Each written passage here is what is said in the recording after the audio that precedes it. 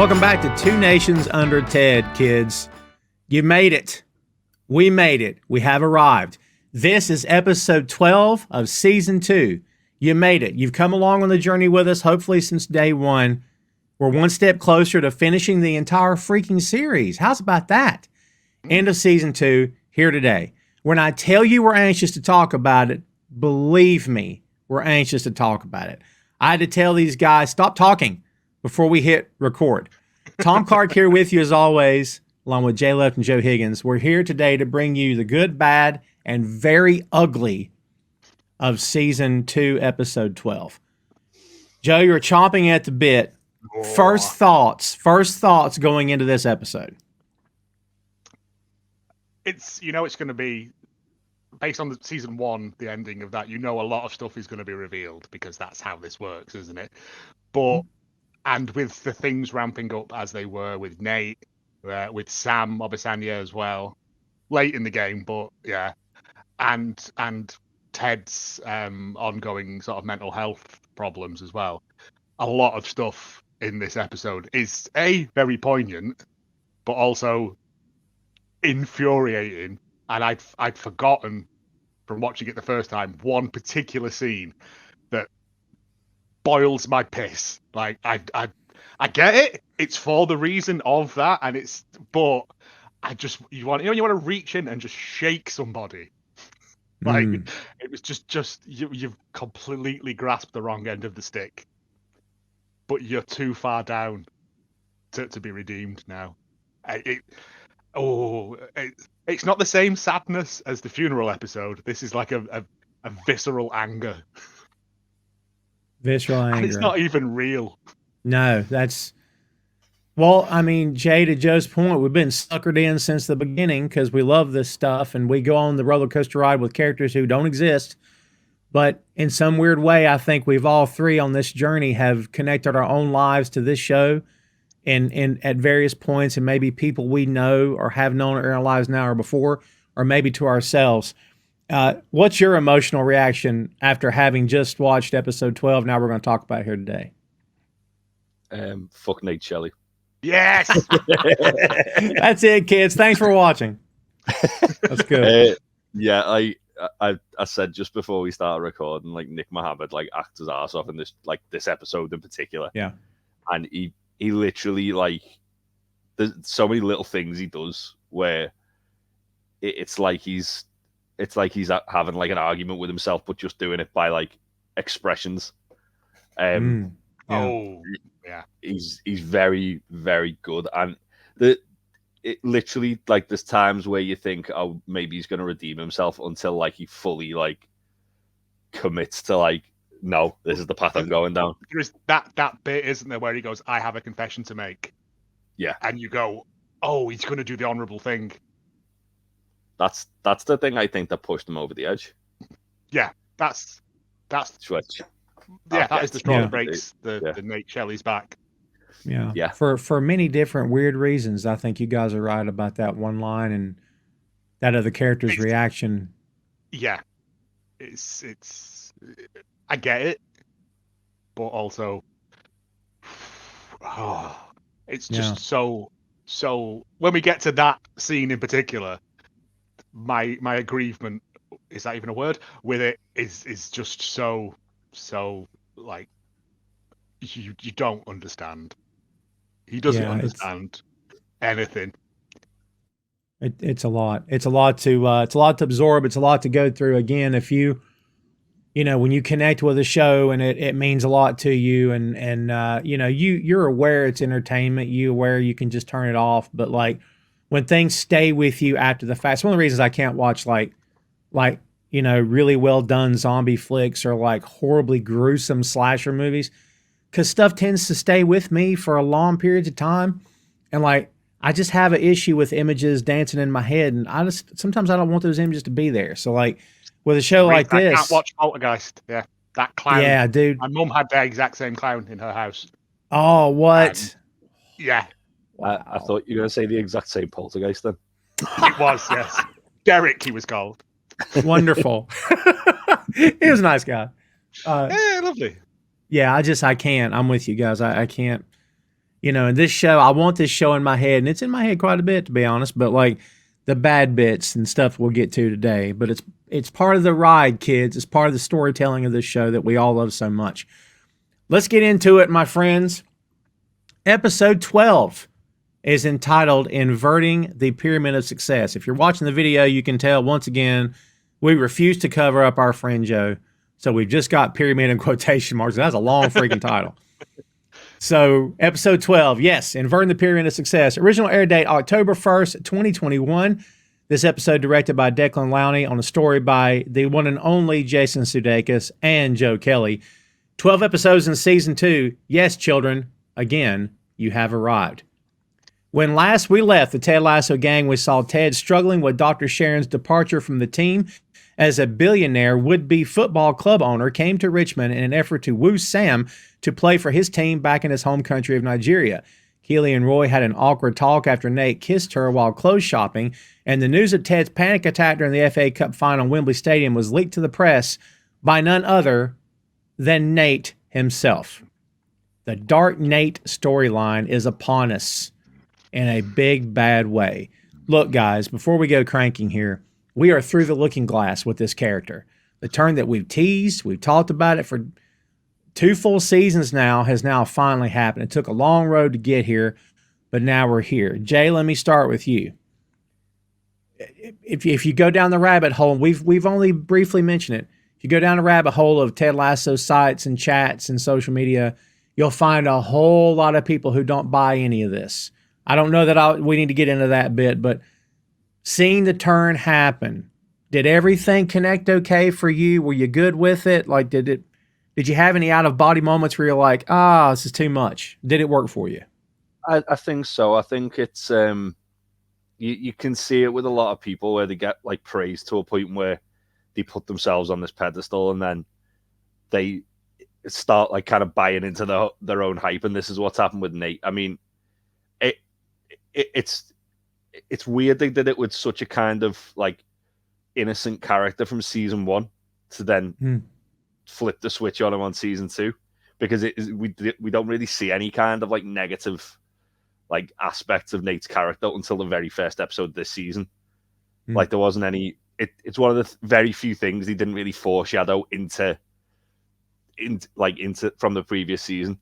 But I think that's by design, because then it does take you by complete surprise, and you see it like the way it unfolds as well. I think it unfolds at a very good pace where like obviously you see little glimmers and people kind of pick up on it and like go, okay, that was a bit weird, and then by like this episode he's full bastard. He's just like, but even then he's not, because there's a few moments where you see him kind of second guessing himself and thinking, am I doing the right thing here? And then it's only when it gets to a certain point where like he goes off the handle. But I think it was done really well, because I fucking hate Nate Shelley in the series. Oh, mate, that ending, I was like, I know I've got a new telly, but I will kick it through.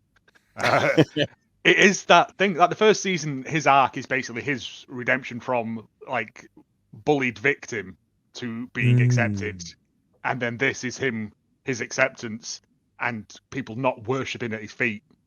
Like I think that's why we don't get it so much in the first season. But yeah, it's totally believable. Like the reasons he gives, he believes he's right, he's wrong. Like, but I believe it's Higgins that says when Keeley's talking to him, a good mentor wants you to go off on your own. A great mentor knows you will. Like, and that's what Ted's done. Like, he's given him enough tools for him to better himself. Better. I'm doing a lot of made up words today. But Nate doesn't see it because Nate wants constant praise, possibly because of his father. Like having Ted as a surrogate father figure, and then for Ted to go, well, no, you can go out on your own now. You're a real boy. And he's lost that. It's interesting, isn't it? The parallels when you think of it with like Ted and Nate and Keeley and Rebecca.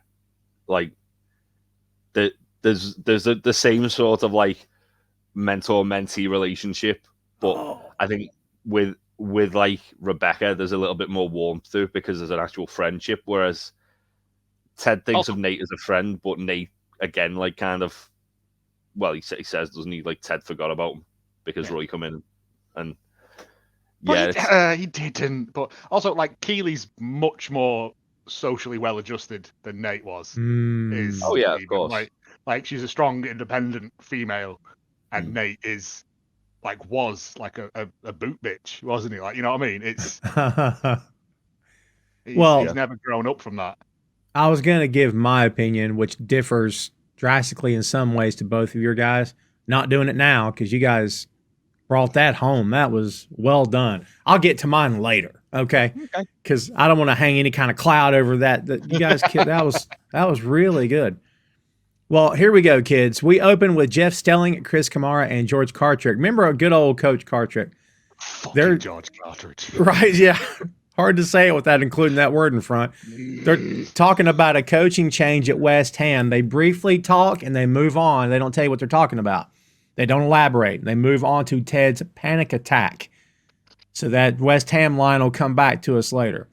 George says, and George is going off because that's what George does.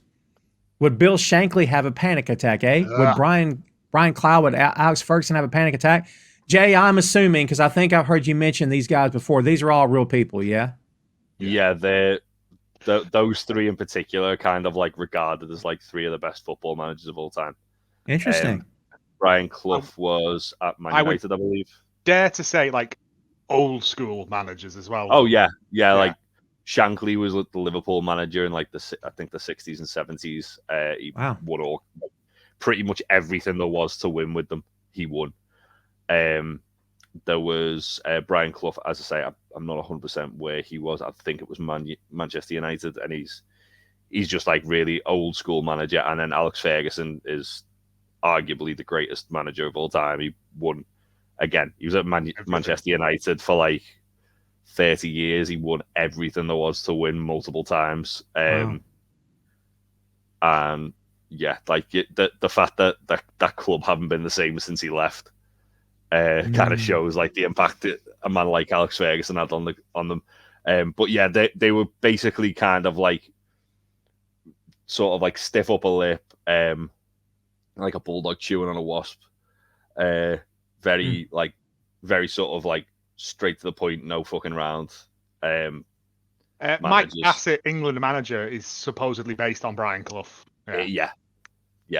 I said they must be famous people because I've heard of them, and I'm not a football person. Like, interesting. Yeah, Alex Ferguson's probably the most famous out of the lot. But obviously, like as I say, like they're kind of like widely regarded as the best managers of their generation. Like, and they're from different generations. As I say, like Alex Ferguson only retired like about 10 years ago. Brian Clough was like sort of like the 80s, 90s, and then Shankly was the 60s, 70s. So different eras of manager. That's interesting. I was certain that was the case. I just didn't realize how well they were regarded. But it's interesting because Cartrick is going off again as he always does. Chris, who's always more level-headed, Chris is like, "Be fair." He's trying to talk him down. George says, "Look, if your ship's being attacked, see if you can make sense of this." Like, it's the most bewildering analogy. It's the dumbest thing. Like, I know what it took me a minute, but he's like, if you run to the bridge, you want to find a captain whose brain works, not some big girl's blouse. And I'm like, okay, what? But we already know that George is a terrible manager. Right? Because, like Roy said, we only ever bring you in. Like, he's what did you call it? Like a caretaker manager until they get someone proper in. He's just. Yeah, this I honestly thought watching this, I was like, is this one of like Ted's weird dream sequence things? Like, no, it's not, because he turns the TV off and it's actually on television. We've allowed someone to go off about someone having a panic attack. I was like, well, just what you were going to say. I'll finish it in my head. I'm like, we're going to make fun of a panic attack in 2023, 2020. Now, Ted, of all people, had to be the one to effing say this later, which I'm like, I can't believe it took the entire episode for someone to say it out loud, but we'll get there.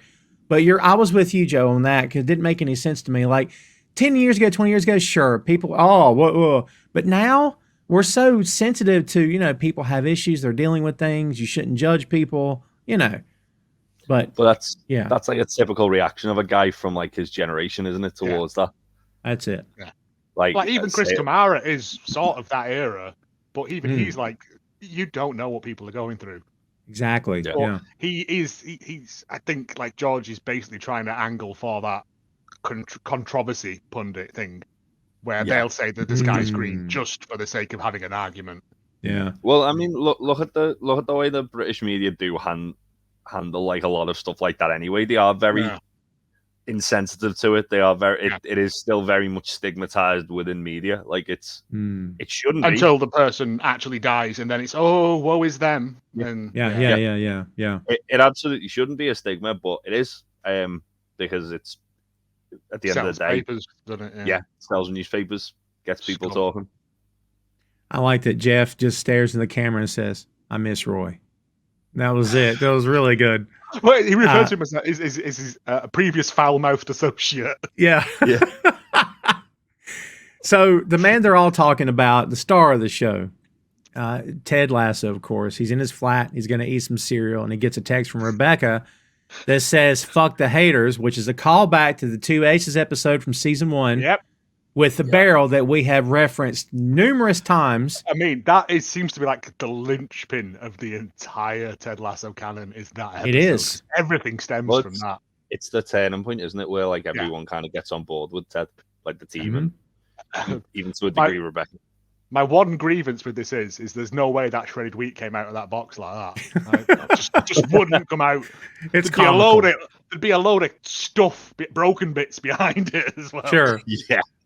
It's very comical. It's like it was the last one he had or whatever, but yeah, it's comical. So he gets an audio message from Sharon that says, the truth will set you free, but first it'll piss you off. Wants to know, if you want to talk about it, let me know. Then he gets a text from Michelle, who, by the way, is in his phone as Michelle Lasso. Yep. And she tells him that she saw the news and hopes he's okay. Then he plays a game of knock, knock, and text. And then it's Europe who, Europe late. She says, "You're obviously fine." And he asks if it's an early morning or a late night. You see the dreaded 3 dots, then they disappear. 3 dots, which is reference back to the banter bit as well.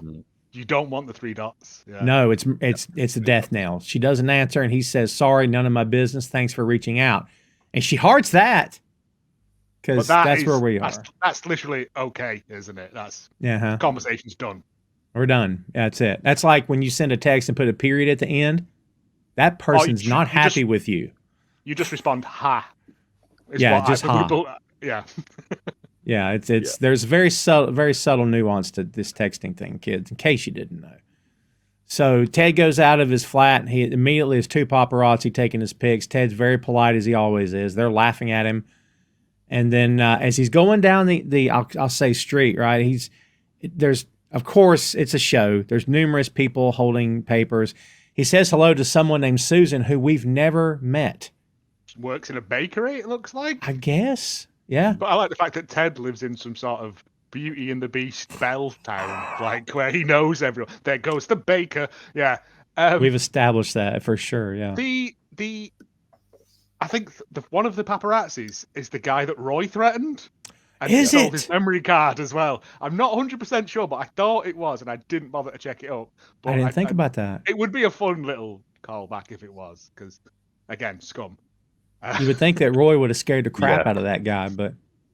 He's got a lot of expensive camera equipment. He ain't packing it. That's true, yeah. So yesterday's Papers by the Rolling Stones is playing. Not a great Stones song, in my opinion. I'm not a fan of this tune. Ted witnesses people reading newspapers. Yes, 100%. 100%, which is why I'm sure is why it's there. Beard's waiting for him on the bench with a coffee. They do their beer toast with the coffee cups, which is nice. And then we see Mr. Man on the street who says, "Hey, wanker, if my father had a panic attack at Normandy, we'd all be speaking German." Right. That popped me so hard. Yeah, you know these people, don't you? People that go on about the war. Like, you have nothing to do with it, mate. Like, Like, it's like the whole cultural identity. It's based on something that happened nearly 100 years ago. Based on something that happened, nearly 100 years ago. And they had nothing to do with. Not at all. No. It's funny. Ted says, yes, sir. Like he's getting scolded. And Mr. Man suddenly, out of the blue, stops and says, just do the work, pal. You'll be all right. And does this, and I could have cried. I'm like, I love that so much. Like, yeah, you know? Again, Ted's got him. Like, he's still going to call him a wanker because that's an established thing, but it's their thing. Yeah. He's like, yeah, like, I get it. It's a really nice little moment. And even I'm going to cry already. Beard does like a beard eyebrow thing. Yeah. And he's like, all right, we've got him on board now as well. Sweet. I'm in trouble. 20 minutes in, I'm tearing up. This is going to be a nightmare for me. Oh, I know. Ted says, I assume you know what that was all about, right? And Beard says, nope. And as he gets up, there's a tabloid in his back pocket. So he's aware of what's happening. In Rebecca's office, she's received flowers from Edwin and Kufu. Remember him, kids? Boy, there's something big's going to happen there. And the card reads, sorry for your loss. Keeley and Higgens thinks it's for the passing of Rebecca's dad. The card then also says, we will give Sam a very good home in Casablanca. This guy's got balls for days. As we find out later on, he is a maniac of the highest order. But also, he's so good. It's been so long since we've seen Higgins as well. Like, and in this episode, he kills everything. Like, he does. He's so good. I forgot how much I love Higgins in this. He does, because at that line, Higgins says, "Still, nice gesture." It's like, what? No, it's not. No, it's not. Rebecca says, "Any idea which way Sam's leaning?" He says, "No idea. I'm just trying to play it chill. Whenever I see him in a hallway, I just give him a cool nod, cool like nod." this. And he goes, throws his head up. And like Keeley goes, Rebecca goes, "Oh," and then Keeley goes, "That was cool." And like Higgins looks so made up, and he goes, "Yeah, I saw it in a Denzel Washington film and thought, I'm having that." It's great. It's such a bizarre non sequitur, but it's great. So for our female viewers, I'm going to break the code. This is dude's code. And when you say it out loud, every dude in the room goes, yeah, that's the truth. This is the truth. So pay attention, ladies. Men have two different nods. The first nod is non-threatening and means I don't mean anybody any trouble. And that's this one. Quick nod. How you doing? That's the quick nod. The nod that says, you can involve facials and give a little smile, whatever. The second version of this nod is one that says, we're still cool, but understand if we're not cool, I can take care of myself if I need to. And that nod is real quick, straight up, and you got to look like, are we cool? Reverse nod, if you will. Are we good? Yeah. So, yeah, I may have given those nods a time or two in my life. I just like the fact that Higgins cracked the code. Like, it's such a brilliant thing. Because I've got like him practicing in his mirror at home. Like, his missus coming in, bringing him sandwiches. Are you still practicing your nod? Yeah. Keeley's his biggest fan. She always loves every little bit he does. Right? Keeley's everyone's biggest fan. That's why she's so great. Fair. That's fair. Ted comes in trying to be his usual upbeat self. He says, what's the story, Paul Shorey? Paul Shorey. I about can't get that out. Keeley says, so sorry about the article, Ted. And he says, oh, that's okay. You know what they say? No such thing as bad publicity, right? Although I think they might have been wrong about that one, which is a bummer because they were spot on with the beer before liquor thing. I don't get that. What's that reference? Help me out. It's well, I know it's wine before beer. You have nothing to fear. Beer before wine. No, beer before wine, you'll feel fine. Wine after beer, you'll have the fear. It's if you drink spirits before you drink beer, it will mess you up because it goes through your system faster and therefore makes you more drunk. I think is what it is. But I also it's like such a Ted thing to do of like there's no such thing as bad publicity except this. But still in an upbeat, optimistic way. It's Jay, is this thing Ted's doing? We've always said, in the beginning we didn't know if it was really him. We were brand new to the show, it was brand new to us.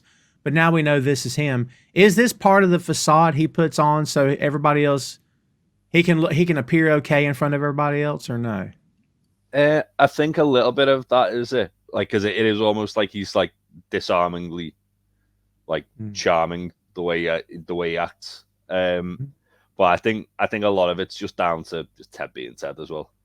And Sharon's called him disarming before, that's a good reference. But I think it's that thing that harks back to his dad's suicide, is that he had to then become like the man of the house for his mom, and so it's the mask of that, and you never let anything show, and that's why it's built up to this point. Yeah, but you got to imagine as well, like obviously when that happened, he would have had people like kind of not pitying him, but like feeling sorry for him, and it's probably like his kind of suit of armor to like trick people into thinking he's doing better than he actually is. Yes. Yeah, it's I think you're right. I believe it's a combination of this is who he is, and plus who he is predicated on how he grew up in the situation he was involved in with his dad. So everything, as this show teaches us, one thing directly connects to the other thing. So absolutely. Rebecca tells him he has their full support, and Keeley calls Trent Krim a dick for writing the piece. Ted defends Trent here and says he's just doing the gig. Rebecca says she's going to call the paper and find out who the anonymous source was. Ted tells her there's no need to do that. Ted knows it's Nate because Trent admitted to him at the end of episode 11, but no one else knows but him and Trent. Someone who respects you. Exactly. It's Nate. Is the line. And exactly. Yeah. Moo. Ted says, fact is, everything they said was true. And unlike Lieutenant Caffey actually can't handle the truth. And we all know what this reference is if you know A Few Good Men, of course. So, there you go. Ted's brain. I know, right? A random pop culture explosion. But to just have that lined up, ready to go. All the time. Yeah. Keeley tells him, it is. Yeah, exactly. Keeley tells him no press till after the match, and Rebecca says just concentrate on beating Brentford. Higgins says yes, because if we lose, it will kill me. And then he turns to Ted and says, "Please don't lose, Ted. I beg you." Like he's all worried. Oh, so good. So good. He says, "Hey, don't you worry, Hig Newton. I'm on it like a bonnet." Hig Newton. So yeah, it's so for Higgins, the reason he's kind of saying that as well is because if they don't get promoted, his job gets 10 times harder because of obviously like the club finances. So it's like, oh shit, yeah. As we established earlier on.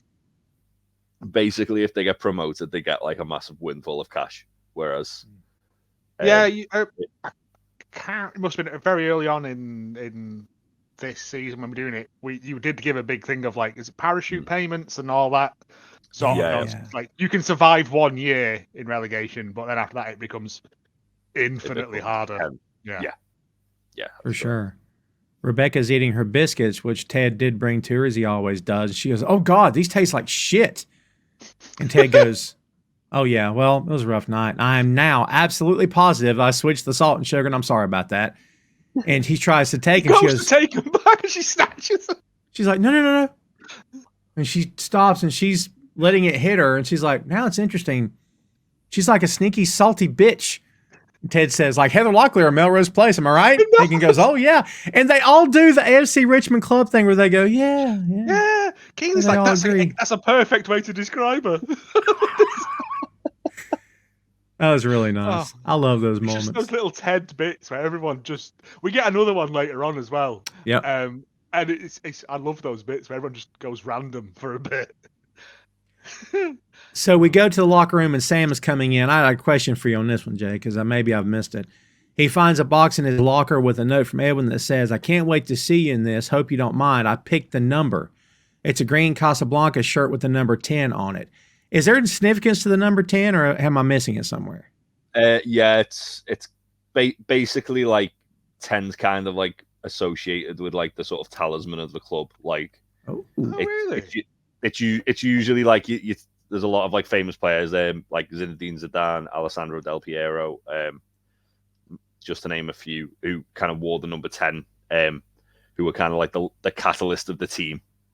So it's probably a number Sam would strive to hold. You usually tend to find like number 10s like number 10's a number that a lot of like midfielders will want, as well as 7 or 8.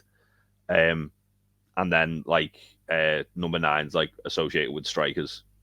So it's one of those things where it's a lot of like footballers have superstition as well about like the jersey they'll wear. Like I'm trying to think off the top of my head now who's done that recently. No, I can't think of anyone. But like you tend to find sometimes like a player will like come to the club and part of their contract will be, I want this number. Cristiano Ronaldo, he's a number 7. So nice. All of his branding is like CR7 and stuff like that. So he has it like into his contract that it's like, I have to wear the number 7 jersey at whatever team I'm playing for. I didn't realize it was such a superstitious bunch. Yeah. Oh yeah. Yeah. NBA has that to some degree with guys that when they change teams, they want to take their number with them. Sometimes they can, sometimes they can't. It's tough. So if you get to a team where they've already got a star player wearing that number, you ain't getting that number. I mean, it's like Michael Jordan with the number 23. Mm-hmm. Like he had 23 every jersey he wore, didn't he? It's true. He did. There was a couple of exceptions. He came back when he came back from retirement. He wore 45, I think. Because, he didn't want to wear because his dad had only ever seen him play in 23, and his dad's murder was part of the thing that led him to retire to begin with. So when he came back, he decided, but then he changed his mind because he started wearing it as a tribute more than anything else. And then there was another time, where his jersey was stolen before the game, and he was forced to just throw on a jersey that had a different number on it. So I think there was only 2 times he ever wore a different number. Oh, wow. Yeah, I'm a basketball nerd sometimes.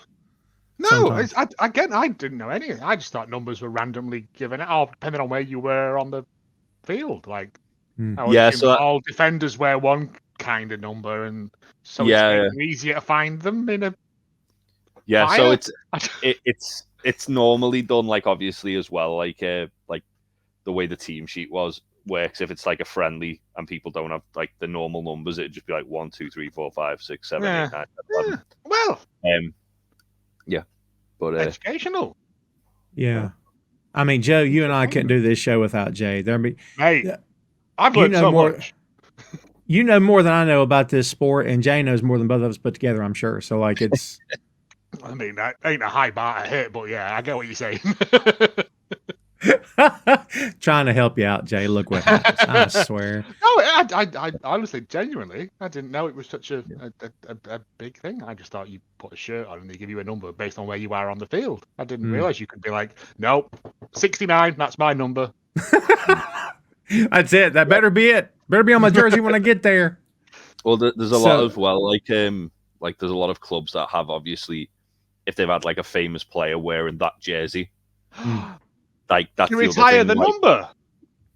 No, not. Sometimes they do, sometimes they don't. But like, obviously, if there's like a famous player who's like associated with that number, like at Newcastle, for example, they've got Alan Shearer, who's like, and Jackie Milburn before, who were like both wore the number 9. So that's like that. It's one of those things where whoever gets that jersey, there's a ton of pressure on them to then live up to that.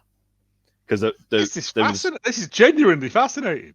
Because they had a player wearing the number 9, and he didn't.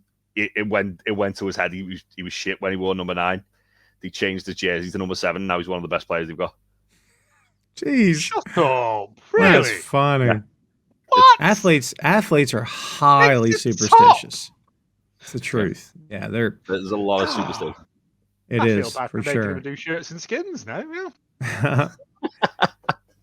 So we move to that. Jamie comes into Ted's office, and Beard is reading The Pyramid, The History of Soccer Tactics by Jonathan Wilson.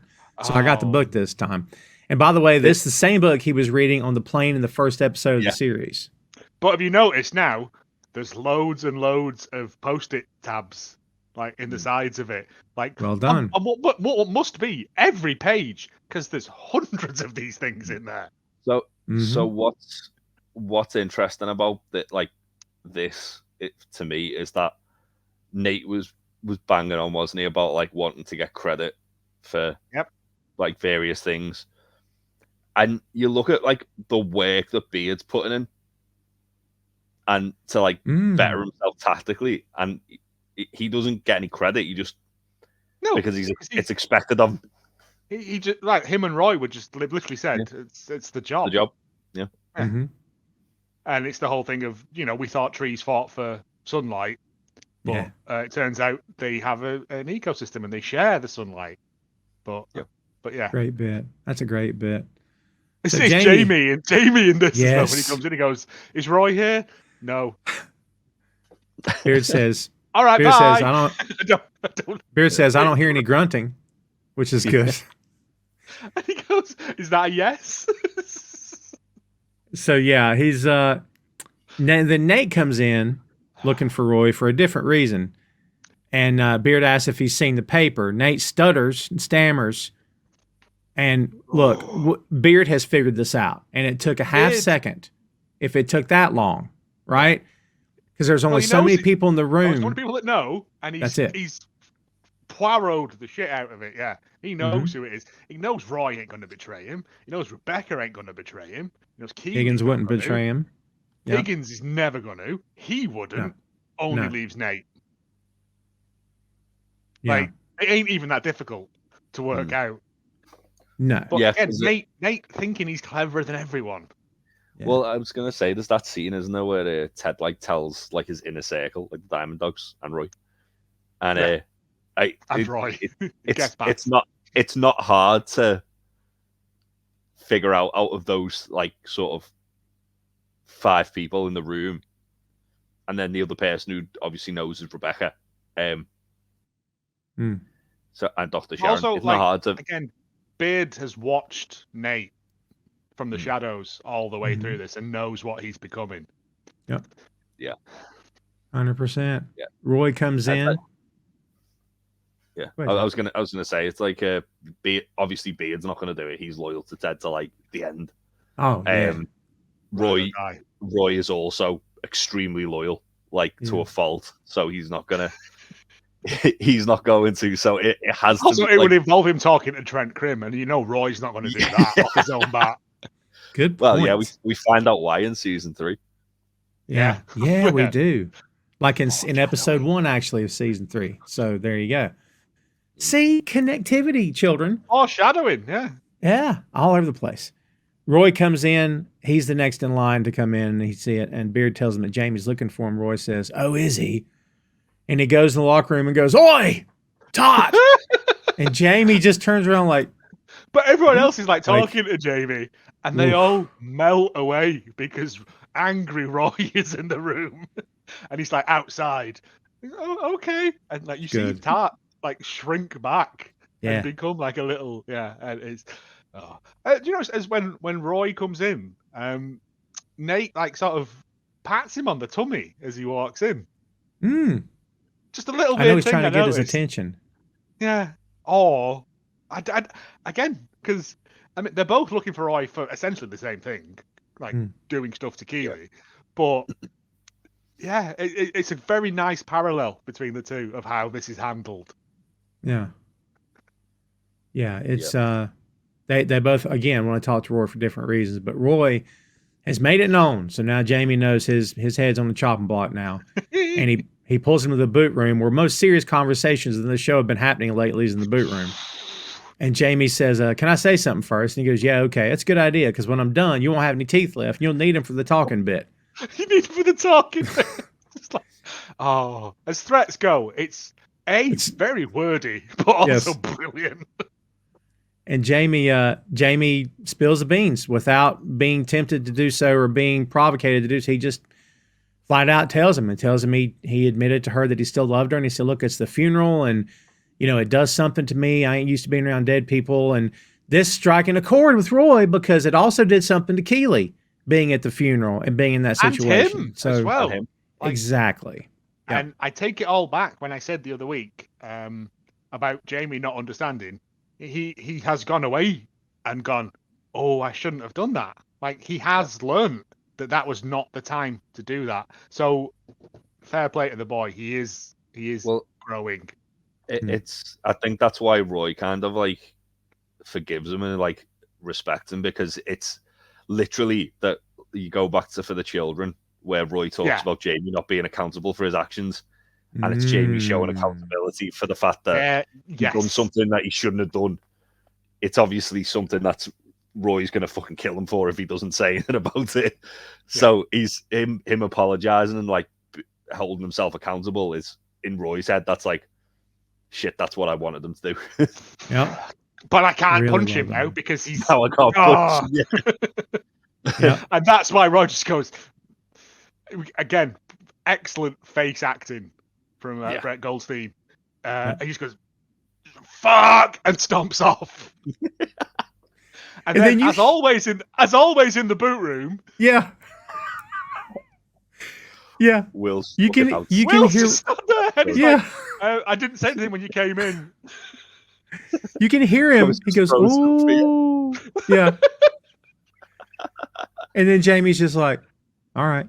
And that's all he says to him. So we go to Keeley's office. I love that bit. We go to Keeley's office. She's on the phone. She says, "It definitely sounds both helpful and compassionate.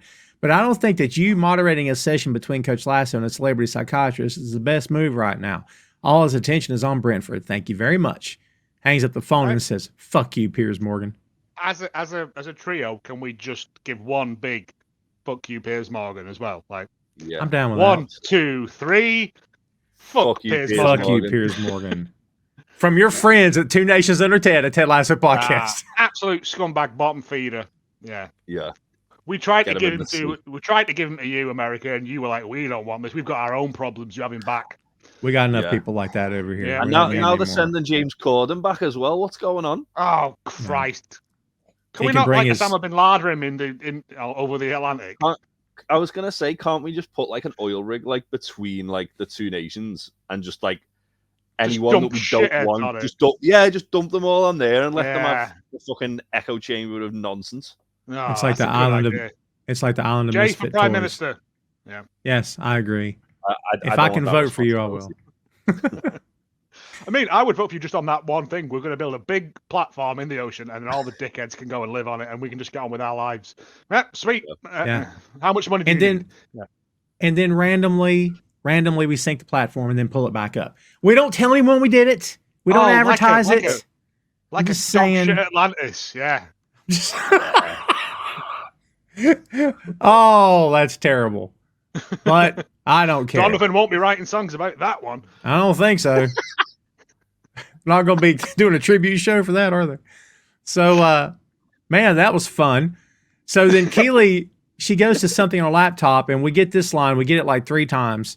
We get, "Holy fucking shit," and she goes nuts over something she sees. We go down the pitch. The guys are ready for training, and Ted rounds them up, wants to tell them about what they saw. And let's keep in mind that Nate has been doing some eye rolling. He does a lot moving forward, eye rolling. Oh, this guy. There's a lot of this, but then there's also moments where he goes, and like there's a moment of like, you can tell realization, or he's passing the seesaw up in his head.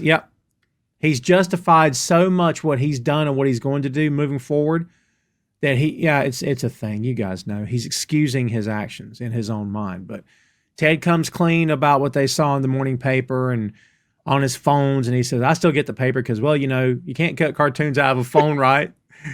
And Zorro says, another one of the great Ted people going off on random tangents bit, and Zorro's like, "Yeah, but you can screenshot them and send them." And then McAdoo is like, "That's copyright infringement, bro."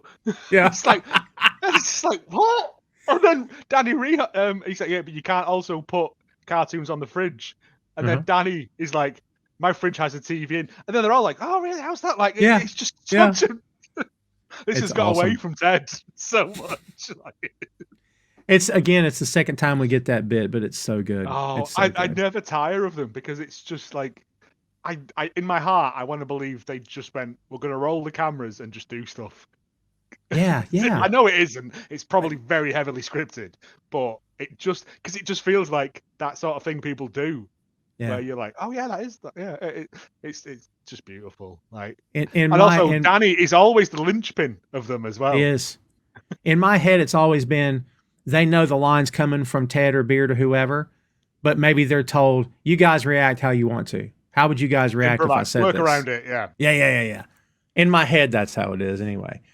And then Ted gives him a great talk, full of Tedisms, but full of harsh truth as well. This is really good. He kind of blames himself for not telling them. Yep, he does, because that's what he does. He uses it as a teaching tool as well. Though he's like, I should have told you because I don't want you not to trust me. And they're all like, no, we got you. It's fine.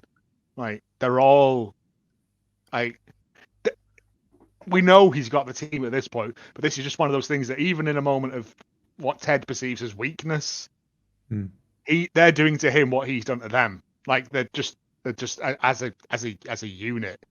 It's a really nice bit. It is, and everything he says is great. He mentions giving a Chicago Bulls starter jacket to Janelle Rhodes in his sophomore year, and he never saw it again. I ain't getting that back. Ain't getting that back. Like as the famous basketball man, like Jean-Luc Obi-Wan Gandalf, and I'm like, what's happened? We know John Wooden, great head coach of UCLA college basketball, who's one of Ted's heroes and idols and whatnot. Great coach, by the way, kids, in case you didn't know. Yeah, he calls him John Obi-Wan Gandalf. Even Beard goes. Yeah, he just perks up. He says, it is our choices, gentlemen, that show what we truly are, far more than our abilities. Now, he wasn't actually quoting Wooden here, kids. Obi-Wan Kenobi from Star Wars or Gandalf. He was quoting Dumbledore from Harry Potter and the Chamber of Secrets. Get out. That's crazy, right? That's excellent. Yeah. He says, now I hope y'all can forgive me for what I done, because I sure as heck wouldn't want any of y'all to hold anything back. Isaac goes, nah, we got you, coach. Awesome. They are in their own little ways. Like, you remember at the end of the dance routine last episode where they did the struck a pose at the end and they all do their own one. It's all just little bits like, yeah, we got you and stuff like that. But then he's just like, and when we find him, permission to hit him in the stomach and thighs with socks full of Colin soap. Says it. Yeah. Colin, sorry. And I'm like, all right, Colin. Well, that's the thing as well. It's like Nate's reaction to that. Like he looks like terrified. Yeah, he should be. Oh, he knows what he's done. Yeah, but then when Ted calls it off, he looks relieved, but he still doesn't look thankful. He looks like no. Oh god. Again, another one of those great escalating bits though, because Colin's like that, and then they're all like, "Yeah, we're gonna fuck him up." And Ted's Did you hear? No. Bumbercatch goes out of the blue. Bumbercatch goes, "Follow the money." I'm like, what? What does that have to do with anything? No idea where that came from. Like out of the blue. He's like this when he says it. It's really good. Yeah, you're right, Joe. He had his back in the end. He defended him. That's twice now he's saved Nate's hide. Yeah. Rebecca and now. Yeah. Ted knows, but Nate doesn't know that Ted knows. Well said. He says, I'm going to nip that talk in the butt right now. Beard says, it's bud. It's bud, not butt, coach. He goes, it is? Cause of flowers, right? And Beard goes, horticulture, baby. That's awesome. Beard's got that line locked and loaded. Anytime he needs to deliver it, he's going to deliver it. Ted wants the team to work on Nate's false 9 play from last episode, and Jamie asks, what are we going to do with that thing? And it's the big... when he goes, right, not to before we get to that bit, which is a brilliant bit as well, but he goes, Nate's false 9, and you see Nate's face. Yes. And he's committed. He's like, yeah. He's like, this is my play.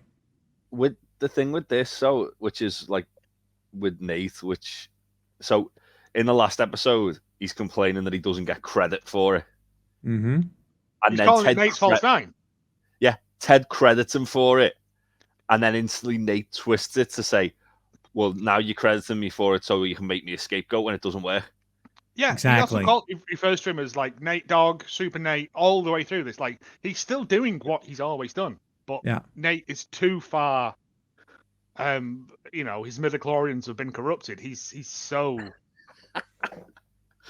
far down the dark hole that he can't see what it was. But then also he's just about to meet with Rupert, who's going to tell him about Darth Plagueis the Wise. Yeah, order The order is about to go in, yeah. But yeah, then Jamie goes, what are we going to do about this? And fucking hell. The helicopter Yeah, the is black still helicopter. there. So are we to assume that Akufu's been there the whole time and we just didn't see him No, until I'm the end? assuming Akufu just leaves helicopters everywhere. What? It's just leaves Oh. them empty. Just leaves them, just parks them and forgets where he's put a helicopter. So- I'll just get another one. I'm a billionaire. Yeah, that's true. So How much did a helicopter cost, Michael? $10? I have it anyway. It's fine. Yeah, so that it's only been like a day, hasn't it? Because the training for the Brentford game, which is 2 days away, and he says, Ooh. Yeah. I would he say says it's Sam's been- got 3 days, which is after the Brentford game, to give his answer. So yeah. And so also that jersey's in his locker, not in a package as if it had been shipped and mailed. So you assume that he had it with him and popped it in his locker. So yeah, it would have to be in a day or two after. Yeah, that makes sense. Oh, my idea was funnier. I mean, he might still just leave helicopters. might still leave If he random left in a helicopters. different, if at the end he left in a different helicopter, that would have been tremendous. Ted just tells see him to him go to the flying North off. Field. Single-use Yeah. helicopter. Single use. It's disposable helicopters. So Ted tells him to head to the North Field, and if they hustle, it'll count as your cardio for the day. And Roy says, "Scram." That's a 1950s reference Yeah. about like scram, you kids, get out of here. Yeah, you know. Yeah. And then he has to say whistle. It's great. Whistle. Yeah. Keeley goes to see Higgins, and Higgins is holding 2 small dogs. This bit feels like it takes forever. Oh, He says I really love this bit because it's got I love this. puppies in it. This is Mascot Idol semifinals. One of these 2 contestants will be our new mascot. Will it be Macy Greyhound or Tina Feyhound? And you know that's not their names, but Higgins has I know. named them that after Cindy Crawford. Yeah. That's Big on fair. puns is Higgins. Good call. It's always women. Or, girls out. You get it. The dolls are from Barkingham Palace, back from episode 1 of season 2, Goodbye Earl. We are connecting in this episode back to basically everywhere else. 'Cause It's like also, the, it's the same old boy who was Earl's owner as well, isn't it? Who's Yes. sat there. It's the old man, yeah. Can't remember if he has a name, but the bit with the breeder is one of the most She's great. awkward bits ever, and I love it. Mrs. Campbell. Ted Lasso doesn't do like oddly weird, creepy bits that often. But she's like, big fan of yours. And Keeley goes, oh, okay, yeah. And she's shaking her hand. And she goes like, no, big fan of yours. And like keeps hold of her hand. And Keeley, like you can see Keeley trying to pull away, but can't. And it's so good. And then she kisses her hand. She kisses her hand. And I'm like, And Keely's like, oh, okay. Yeah. which So, I don't know. Maybe it's a foreshadowing to what happens in season 3. I was thinking 100%. 100%. Oh, I agree. Yeah, 100%. No, I don't think it was. I think it was just a bit No. they did. But I think you're it's right. so good. I think they popped it there as not as a look what's going to happen, but I do think they popped it there with intention. I believe you're right. As we've Yeah. always said, nothing in Ted Lasso is not there for a reason. No. That's it. So they go out, and Keeley wants to talk to Higgins, and she tells him that the money people who backed Banter want to finance her opening her own PR firm, and she's squealing.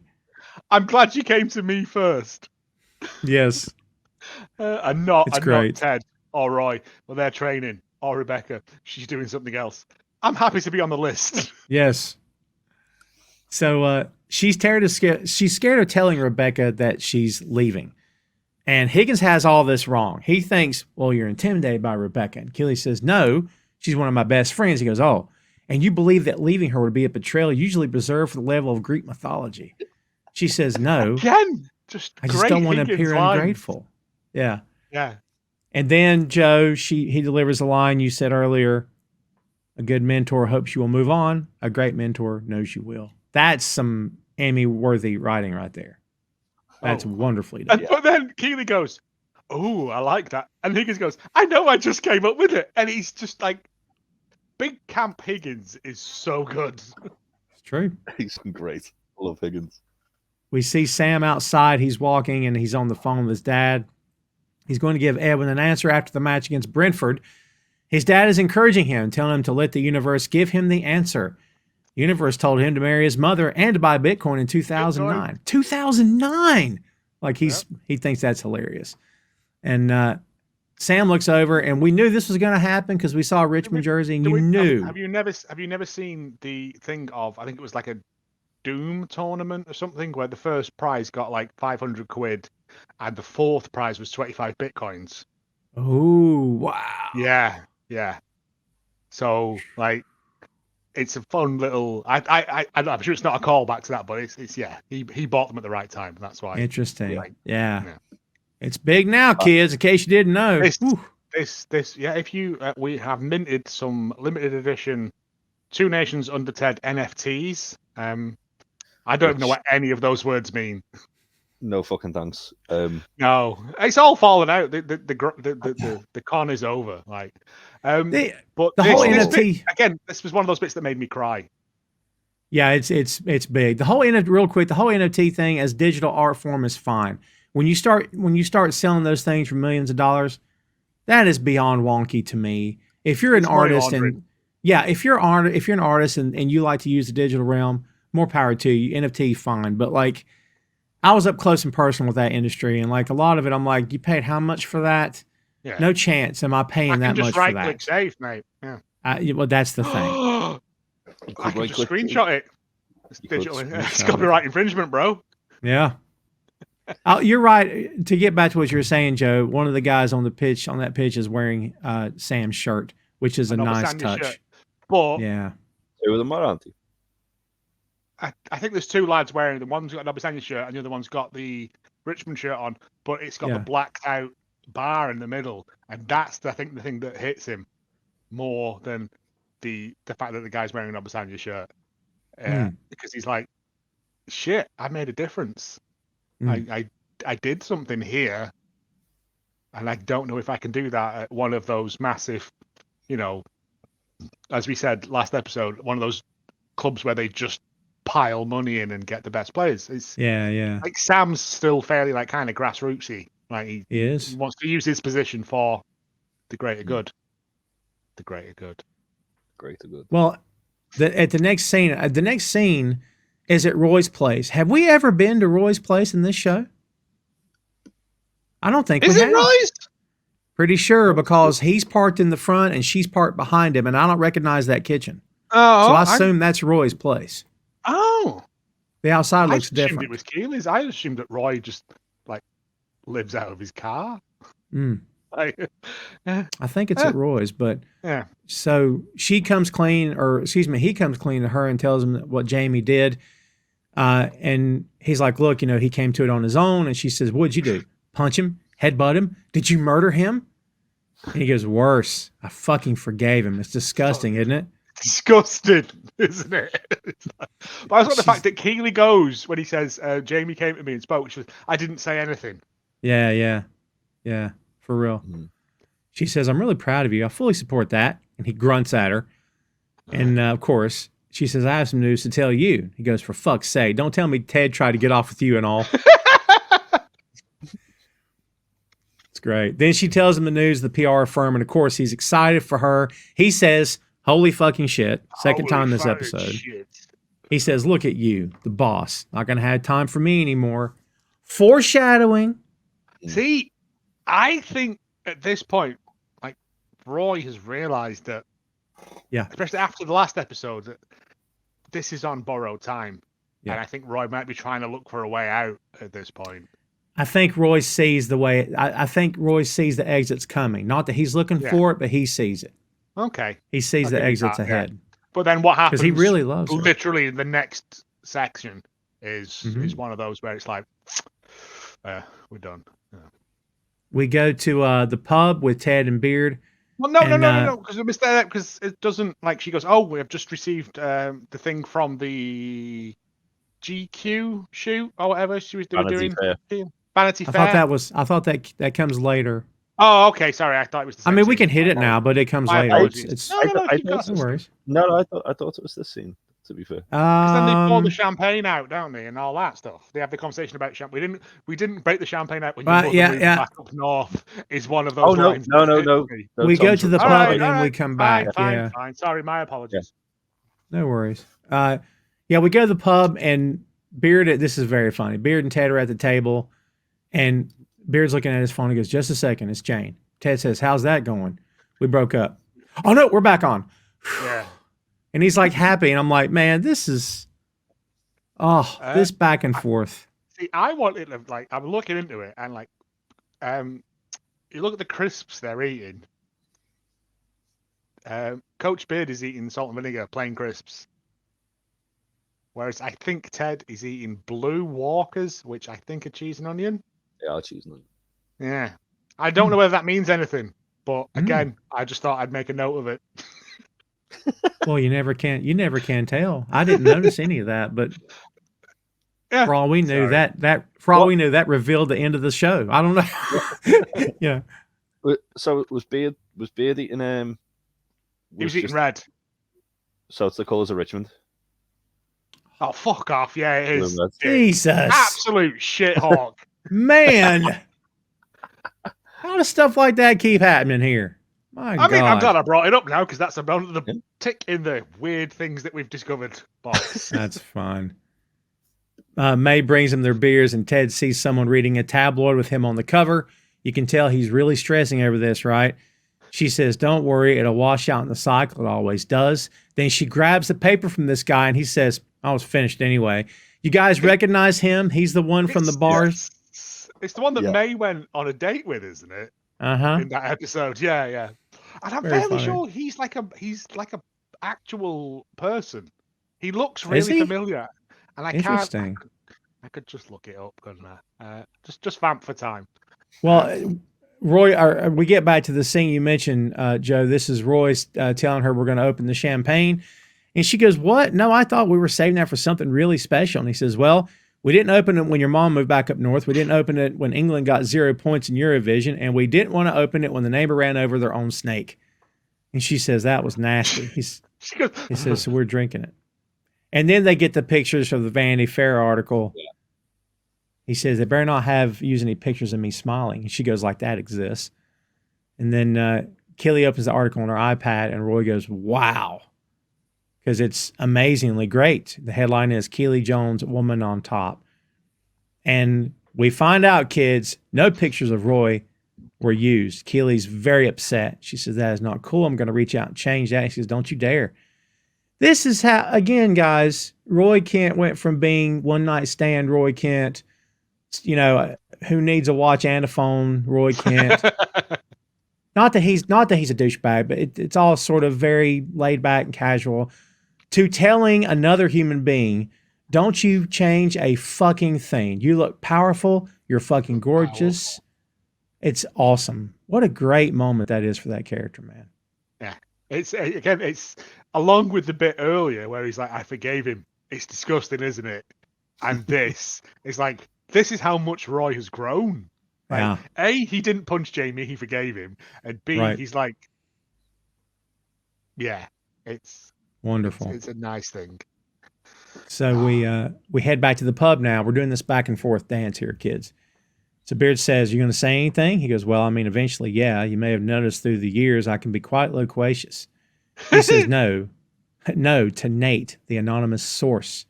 "What makes you think it was Nate?" Beard just gives him that look of like, "Come on, mate. Like, you know me, I know you.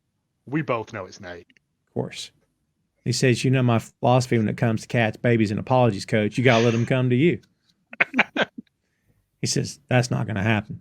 Some people need a little push." He goes, "Well, I ain't pushing nobody." He says, "I think it'll help." He says, "Nate will be fine." He goes, "No, it'll help you. You keep trying to hold all this in. I'm afraid your mustache is going to pop off." Mustache is going to come off. He says, "Then I'll look like that fella from The Hangover." Beard says, "Bradley Cooper?" And he goes, "Oh, you're too good to me." Which is a nice little line. Yeah. Really good. Beard tells him he likes his mustache. So the next day, Keeley goes to see Rebecca to tell her to tell her, and they are bawling. This moment is so funny. They're like, "Oh, I'm so happy for you," and they're like, "It is so awesome." It's literally from season 1 where Keeley comes in and takes her shoes off and sits on the couch and is just like making herself at home, to this. It's essentially what, a year? Year and a bit? And they have become tight as anything. Like it's a really, it's just like, it's, again, it harks back to the mentor thing, which I think is like the running theme throughout this episode particularly, is that Rebecca's primed her for this. Like, we all know the day's going to come when, you know, the bird flees the nest, but it's really well done. And well done. You said it. She said, you helped this panda become a lion. That's a callback to season 1, kids. Yep. If we remember, Rebecca's very happy for her. She then gets a text, and Rebecca says, "Holy fucking shit." So that's 3. That's the third. That's the fire triangle of holy fucking shit. Rupert's boss has bought West Ham United. Jay, we mentioned this last episode. You cannot own shares in 2 different clubs, so that's why he sold the shares back. Has this happened that you know of on any level where it's been maybe that quick, or no? No, it would take a lot more time. Well, I don't know, because like the time in between the funeral and Rupert buying the club you'd assume would have been a couple of weeks, wouldn't it? So it can happen that quick. Does it? Absolutely not, because the Premier League dig their heels in when it comes to like vetting out like owners for clubs. Literally, like it's taken. It can take like not years, but it can take around a year for them to do all the checks they need. But yeah, so with the shares in clubs, it's they can own shares in clubs that are in different leagues, but they can't play in the same competition. So I didn't know that. Huh. So like obviously that's why he's had to get rid of the Richmond ones, because it looks like they're getting promoted. So he wouldn't have been allowed to have owned the shares in 2 teams. Like he wouldn't have been allowed to buy West Ham. What a dick, though, because it's like he tried to play it off as Rebecca said, a funeral gift. Oh yeah, like it's and as a generous thing, but he's actually just like it's him being 2 moves ahead of Rebecca in that one. That's why she even says you did say this at the time, but you wouldn't give us the information. Yeah. Jay would. I don't know who I hate more now. Jay, if you were just truly a fan and a businessman, you would own one team in the Premier League and buy shares in a team that's on such a lower level that you're helping them along the way, but they're like years away from getting promoted, maybe something like that. Not necessarily. So like the way like Man City do it, for example, they have Sheikh Mansour, who owns Man City, but then they have I think it's City Holdings Group, and they own like New York FC, Melbourne. Interesting. They own a team in the Spanish league as well, and gotcha. It's essentially it works as like two different things. It builds up the profile of football in that country because they're obviously tied to like one of the biggest teams in the world. But also it gives City then the first option to, if there's like a really good player, they can then go, oh yeah, well we'll buy them. Like a feeder system. Pretty much, yeah. And they send like, they'll send players on loan to like the smaller clubs just to kind of like develop them and then bring them back. So it is done like that. That's how you'd like kind of see it more, as opposed to like putting money into like a smaller team to try and get them elevated. But yeah, like with as I say, with this one in particular, it's more of a case of, obviously, as I say, Rupert's not allowed to own West Ham and shares in Richmond. He'd have to have one or the other. He couldn't. Interest, yeah, exactly. Conflict of interest. That is great. Again, I've learned so much today. Oh, dude, same. Yeah, same. That's great info. So, Jay, a little mortarboard, like teacher's hat to put on. He does these bits because it feels like I generally didn't know that. Should it have like a football dangling off it, like on the string? 100%. Let's come up with something nice besides the little graphic that says Jay's football facts. What, Professor Jay or something. So yeah, well, the funny bit coming out of this is that Keeley is assured to know that Rupert's still just as selfish. Well, Rebecca says he's still just a selfish, conniving cock, and Keeley says it does return a certain balance to the universe, doesn't it? Balance to the universe. That is so good. She suddenly stops and goes, "Promise me you won't work for him." Like she's suddenly worried. She's like, "He can't afford me." It's a great line. Keeley showing her worth. Yeah. As well. Yeah. She knows. She says she knows what she is. Oh yeah. Richmond's my football club, she says. Rebecca gives her some advice for being a boss. Hi, your best friend. And they both go, oh. Keeley's like, fuck you, because she's crying again. It's great. It's a really beautiful scene. It is. And again, I was crying at this point as well. Yeah, it's really good stuff. So we're on to game day, kids. Can you believe we've already gotten here? Shut up. We hear Don't Bring Me Down by Electric Light Orchestra. Continues to be a great song. It plays as everyone prepares for the big game. Fun to play on bass as well, Joe, if you haven't played it. Crazy fun to play. And so it's playing as the guys, Baz, Jeremy, and Paul are in the pub. They do a nice little time lapse. They're in the same place, and everybody else is moving around them. But you can tell this is the only life they have. They're like, this is it. I will point out during that time lapse, one very, very cloudy pint gets put on that bar. Oh, yeah. There's this and a bit later on with a woman in a yellow dress who clearly wasn't given the brief for the scene because she just stands there while everyone else is going mental and she's just stood there. Who's the woman in the yellow dress though? Jane. I'm just saying. Let's say it's Jane. Let's say it's Jane. It's fine. Yeah. Roy's going through the locker room, bumping fists, and then he gets to Jamie. Jamie's ready. Right. But this as well. Moves on. Would old Roy have ever gone through and no chance and G'd everyone up? No, he wouldn't. No. He'd be sat in a room of darkness. He would have been sat as stewing. Yeah, just angry, leading by fear, not like by motivation. By motivation. That's it. That's why mate, Roy's such a great coach. Lead by motivation, not by fear. That is Got that from Ted for sure. Oh yeah, but yeah, he goes to Jamie and he looks at him and just walks past, and Jamie just kind of goes, "I'll just fist bump myself then." When we see Nate in Ted's office staring at the pyramid on the wall, he's got his black suit on. He does have the black suit, and you guys have seen the YouTube pyramid thumbnail for this here video. It's Nate looking up, so that's where we got that pic. So yeah, it's so. One thing I did notice about this scene, so like obviously Nate's like got his back to Beard and he's staring. The way Roy's walking over to Nate, it's as if he's like just found out. Yes. About not about Keeley, about Nate being the anonymous source, because he's walking like he's gonna fucking murder Nate. I think that's how Roy walks though. Like, but I was like, is he? He's heading over to Nate with like purposes. He was. Yeah.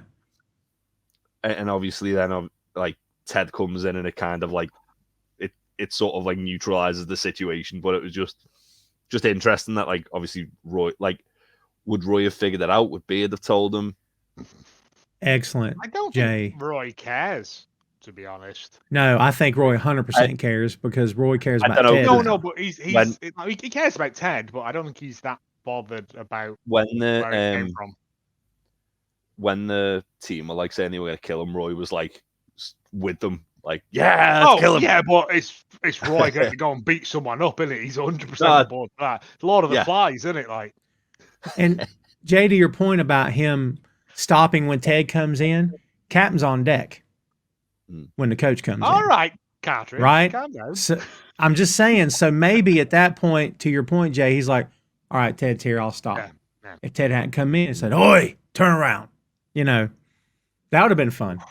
Things that could have been. I know. I just want Nate to get punched hard repeatedly.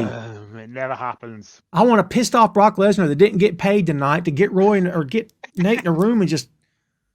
I'm just saying. So, Roy German suplexing Nate across the Richmond Grave. Do the combo Germans down the ramp. Yeah, you know yeah, what yeah. I mean? Like in the Stadium Stampede match. Yeah. Yes, just do the combo Germans. So, Oi! Every time he lifts it, oi! You just hear this in the background constantly. I'll take responsibility for this distraction. This is all on me. So, Ted comes in. He's pumped up. He's ready. He says, "You guys ready to run Nate's false 9 today?" Nate goes, "Be fools not to." Yeah, but he also gives him that look of, why are you saying Nate's false 9? Well, yeah, because that's the thing. Again, he looks surprised that Ted's crediting him.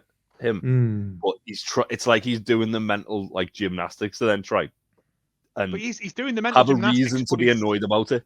Yeah, he's hopping over the wrong horse. Like he's got what he wanted that he was complaining about in the previous episode or like the episode before. Yeah. Mm-hmm. And now his mind's made. I think at this point his mind is made up pretty much. His head's probably been turned by Rupert already. Let's be honest. Rupert, he got him at the funeral. Yeah, he got him. But for sure, it's just that look when he goes. It's like because he's like Nate's false 9. It's good alliteratively. Like it rolls off the tongue. Nate's false 9. Like we'll call it that. We had like the upside down toboggan and like the stealthy palm and all these other like trick names they had. Nate's false 9. It's just easy to remember, isn't it? Like we'll call it that rather than you be here and you be here and you be here. It's but it's just Nate's. He's too far gone. Well, you just took my next sentence. If you didn't know how far gone Nate is, you'll know in this scene because the constant, and you can't see me on audio, but he's the eye rolling. Yeah. Everything that happens in this scene, he's doing that. I'm like, it's like when they do the Diamond Dogs thing, and Nate's like, yeah, he looks genuinely disgusted by them doing it, and it's like he feels above that. Like the Diamond Dogs thing was the first time Nate had ever been accepted into anything, and he loved it. Exactly. And now he thinks he's better than that. Well, remember I told you I was going to say my point of view. It's coming in the next few minutes. Everybody hold on some. So what's funny is Ted sits down. Higgins rolls up outside his window like he's done before. Ted goes, "Oh, there he is. Did you get kicked out of your office again?" He goes, No. Temporary relocation while they changed the carpet in there. It was absolutely covered in dog shit. Covered in dog shit. And Ted says, "Oh, yeah, no, been there, done that." I kind of expected that line to come from Beard, because Beard will reference stuff that we never knew from his, things he's done before. We get a cut of Beard, and he just goes, Yeah, that's fair. That's fair. Ted asks if anyone has anything they want to talk about before they get out there. Roy speaks up and is stuttering his way through it. He says, this is beautiful. I could use some advice. Ted goes, "Are you saying you want to become a Diamond Dog?" He goes, "Fuck no. I'm just saying I wouldn't mind being in the room whilst it fucking happens." He goes, "Yeah, well, how about a one-time visitor's pass for our junkyard dog here then?" They all go, "Oh, woo, woo, woo."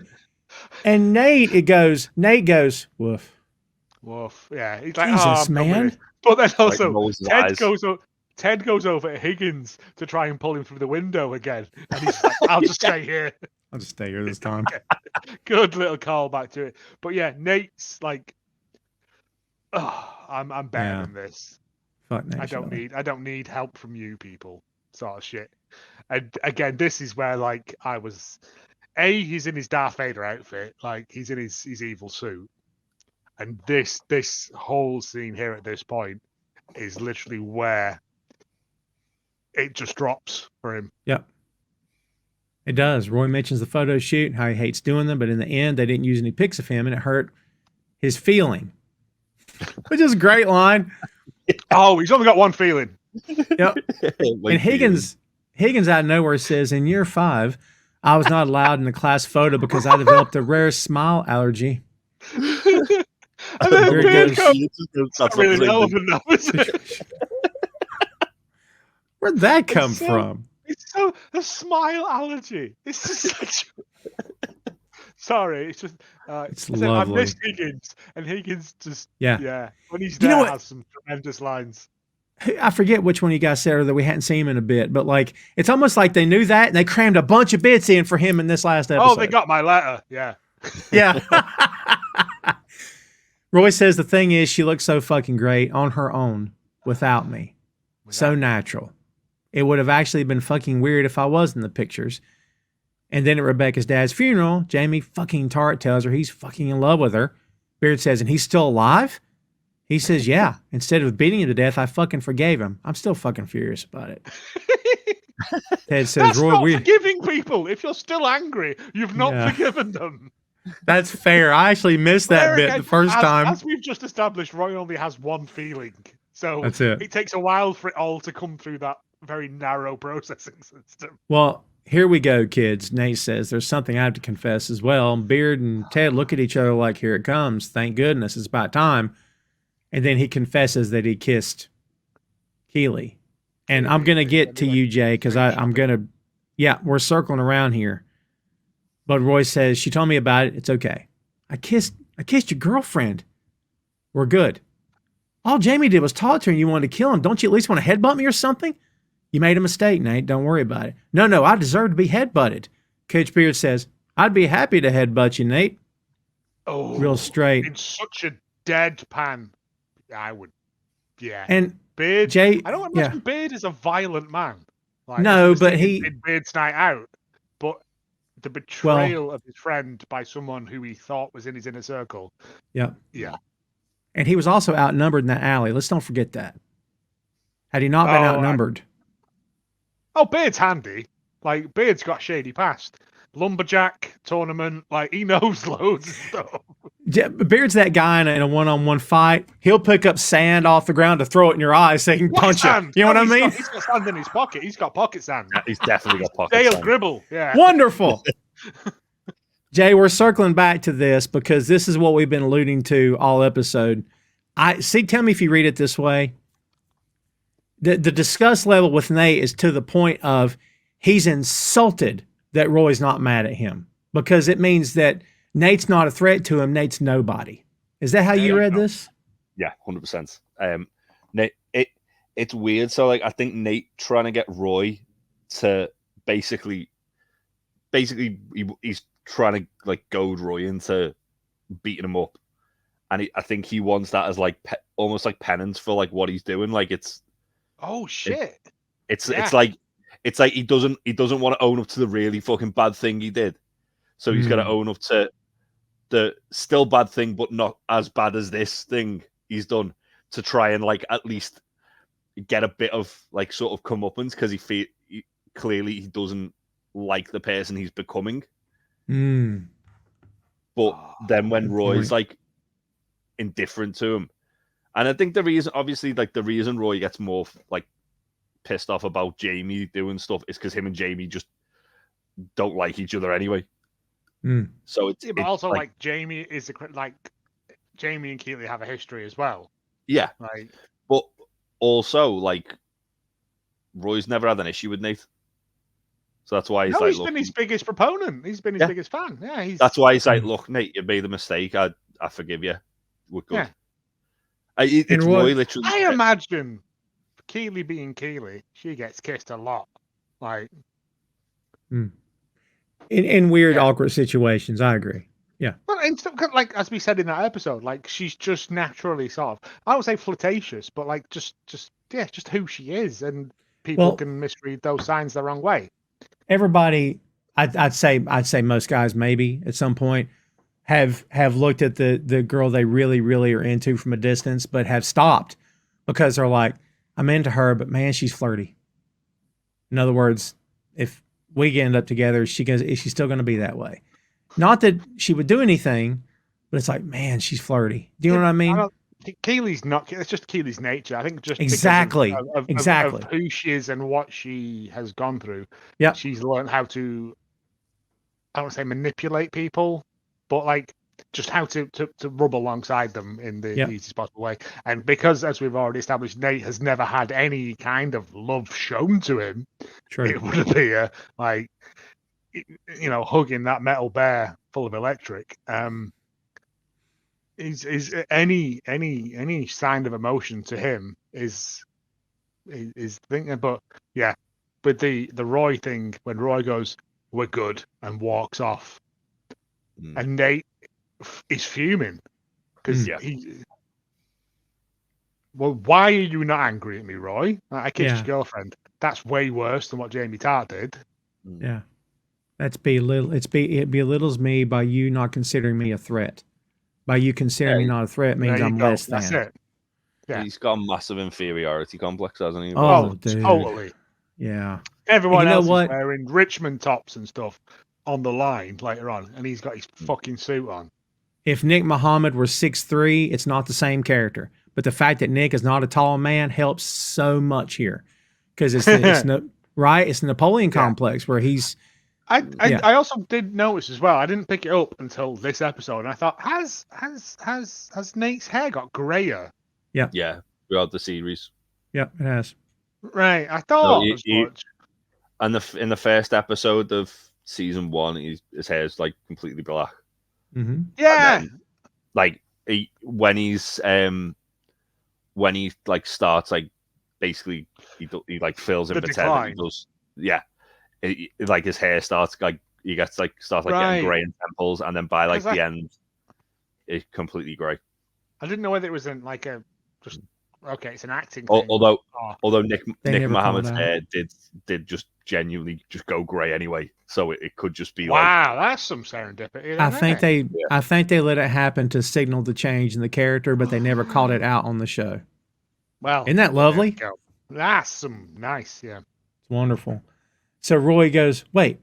So sometimes the fucking Diamond Dogs are just chatting about shit. No one has to fucking solve anything. Nothing fucking changes. Ted zips up his coat and goes, huh? And by the way, that's a callback to remember when Ted was in the restaurant with Rebecca and her mom and Keeley, I think, or with Nora, or I forget who she was. They were talking. He goes, wait a minute. So sometimes when women talk, nothing gets resolved and nothing gets fixed. And she's like, yeah. Love it. Love it. Beard whispers. We're not so different.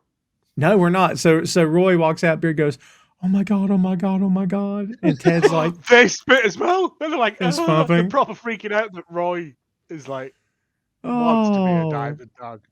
They're both such little girls when it comes to this stuff. They're so. Oh man, you've got Roy. So deep in your web now. Yeah. Yeah, yeah. Two little girls want you to play at their tea party. That's what Beard and Ted are. I'm telling you. So we go to the game. Down the pitch, Brentford is up 1-0 as Chris and Arlo are calling out the false 9 formation as being a bad idea. Brentford goes up 2-0, excuse me. And Nate is yelling from the sidelines, cursing from the. Jay, at that point, again, not real people, not a real game. At that point, does the head coach tap him on the shoulder and say, he's up? I mean, does it just depend on the situation? I think it just depends on the situation. I think like you tend to find a lot of coaching teams will have like people who kind of like oversee various different things tactically. So because it's Nate's formation that trialing, that's why he'll probably be a lot more vocal than the others. But I think what happens for that bit is they're making an attack. Someone gets tackled, and then they've got now in defense because they've all pressed forward. So Nate's point is kind of valid, but he doesn't need to do swears at people. Yeah. It's one of those things as well. Like with they mention it on the commentary. You do not like try a new tactic like in a game as like critical as this. Like obviously they needed something to kind of to fix what was going wrong and like ensure victory, but it's a very ballsy move. They've like, which again it highlights Ted's faith in Nate, because the fact that he's literally like taking this massive gamble on Nate's like system, Nate's tactic, something that Nate suggested, which any other manager probably wouldn't do that. They'd be like, "Nah, I'm going to stick with what works, and this has been working." But you see, right? Anyone else normal would have been like, "Oh man, he's got faith in me. He believes in my idea." Nate sees it as, "Well, when this goes wrong, he's going to blame me for it." Well, that's the thing as well. Obviously, the 2-0 down, it isn't working because, but Ted's like philosophy about that at halftime as well, where he says like, they've just had 45 minutes to figure out what not to do in this situation. Now they know what to do. That's it. They know what not to do. Yeah. And like again, it goes back to like with Nate's reaction to that as well as like, oh well, the players are just too shit to play. And it's like a workman doesn't blame his tools. Right. Like they've literally like anyone can play that formation, but they've been working on it for a couple of days. At this point, like it's an unusual formation with them to play because it's one of those formations that if it works, it's an absolute nightmare to play against. But it takes a lot of time. Like you've got to have the right set of players playing it. It takes a lot of time to kind of adjust to that style because it's essentially taking one kind of like avenue of attacking out of the game completely and relying on more players who might not be as used to attacking to attack more. The commentator saying it is like you sit in defense, you sit in midfield, and you wait for the opportunities. Yeah, it's all about soaking up pressure, and then because obviously you've got like in a normal like formation, you'd have like 1 or 2 strikers, and then between like 3 and 5 midfielders on the pitch. You've got to kind of like you're moving the strikers back into the midfield, so you've got more people attacking at the same time, but they've got to soak up that pressure. Yeah. Interesting. They at halftime, Ted tells them it's bleak. So I'm not gonna sugarcoat it, whatever. It's bleak, and then we get a weird reference when he says he looks at the team and says, "Look at them like a Renaissance painting portraying masculine melancholy." Again, like. They're I know all Ted does posed. physical comedy really well, but that shot is tremendous. It's awesome. Of all just being like, you know what this is a reference to? As well. Oh, it's a reference to any sort of Renaissance painting of just like posed drama. Season 1, episode 2 in Biscuits, the episode Biscuits. Ted called Isaac. He said it looks like a Rodin sculpture in cleats. They went all the way back to that. Like, I completely forgot that reference. Again, when I rewatching this just before we recorded, I laughed so hard at just that shot of them all just being melancholy in a room, and as I say, when it's because it's just silence as well. Yeah, and when we like drops a water bottle and then panics and just like goes back to being sad. Great. Nate wants to abandon the false 9. He said it would work if we had players who knew what the fuck they were doing. Doing. Did you catch Beard and Roy stare at each other when this was said? Yep. Ted disagrees. He wants to stick with Nate's plan. At this point, if you're Ted, move on. He doesn't. But Roy tells him, he says, go ask the players. They're the ones who actually doing the shit. That's it. He says, Roy. Perfect. They're the ones that are outside running around. But again, like this is something where for Nate's ego, where this is where this whole complex comes to. He's once again having his confidence stripped away from him. Nate doesn't like that Roy came to the club and now Roy's like the best coach, and it's not Nate. So, like when Nate has obviously suggested this tactic, and he's like, we just need to abandon it, and Roy turns around and says, why don't you actually ask the players? Like, they're the ones who know. Roy's offering a solution to the problem of Nate's tactic. So Roy is fixing Nate's mess, which is something that he's already done previous times this season, which is why Nate's so like bitter about everything in the first place. Yeah, that's fair. Yeah, he goes in and everybody's he says, what do y'all want to do?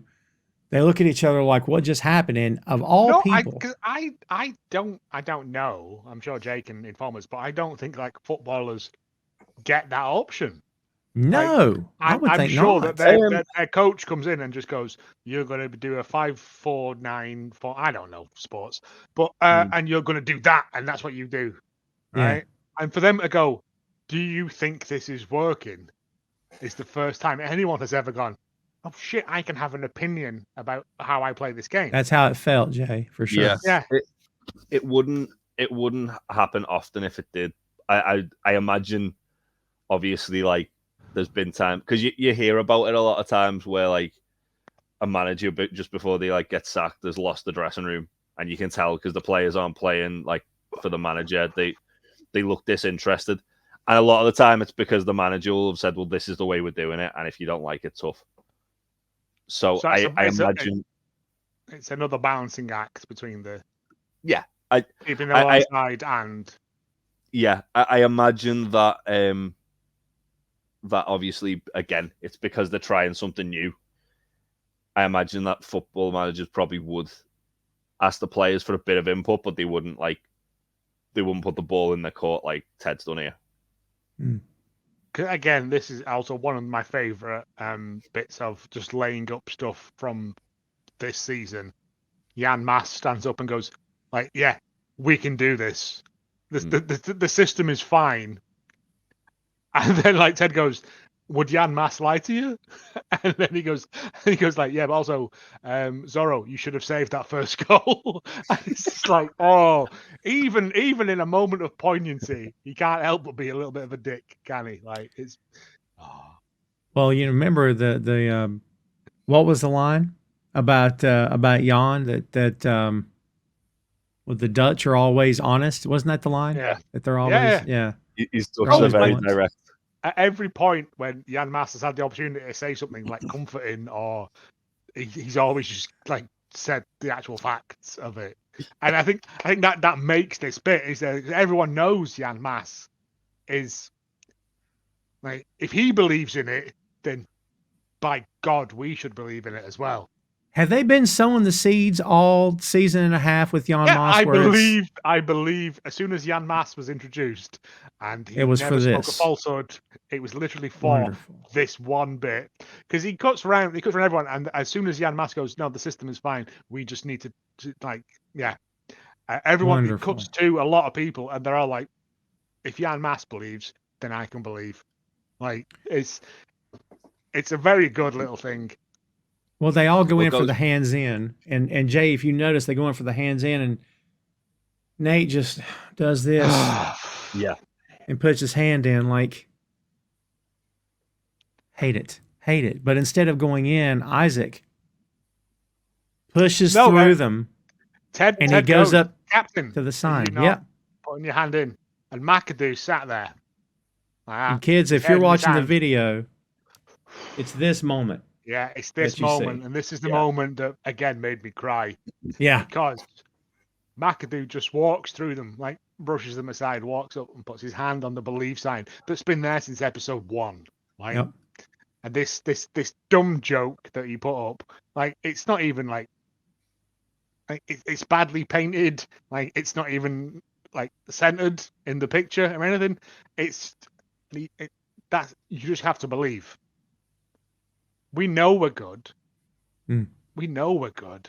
We just have to play like we know we can play.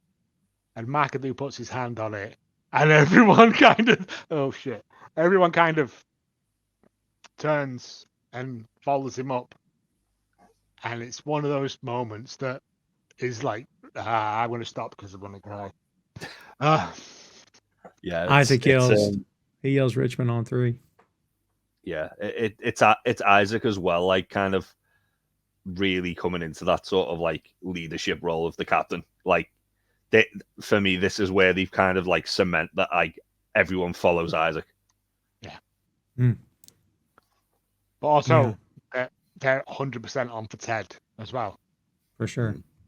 There's a bit as well, like in this scene where like when Ted again calls it Nate's false 9, and Nate looks like genuinely shocked that Ted's like credited him with it in front of the players.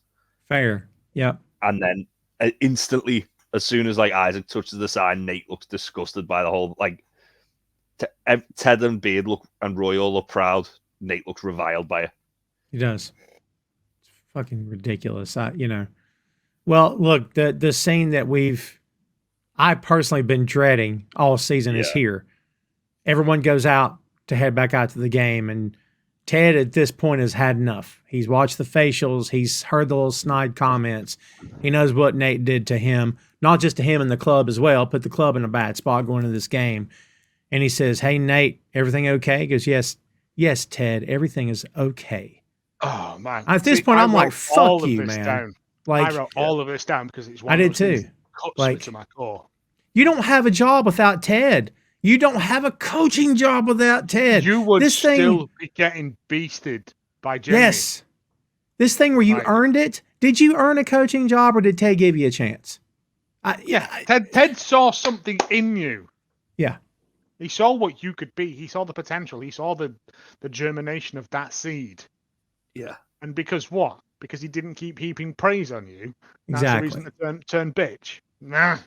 You can see Ted. You only see frustration with Ted this much through the whole series of Ted Lasso. Oh, this he goes, bit. Yeah. Oh, come on, man. You're mad as hell at me. I just want to know why.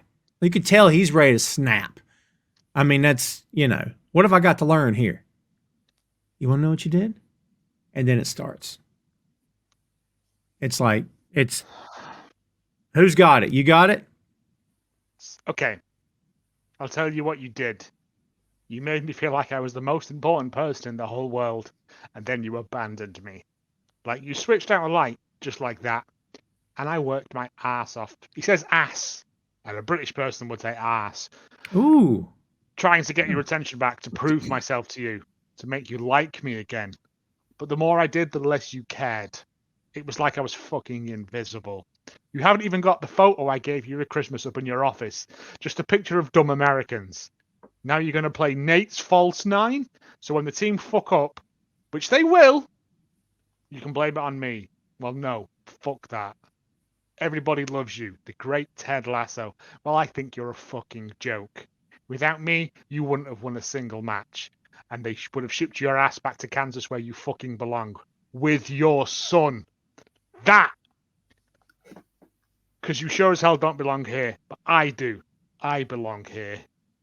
This didn't just fall into my lap, all right? I earned this.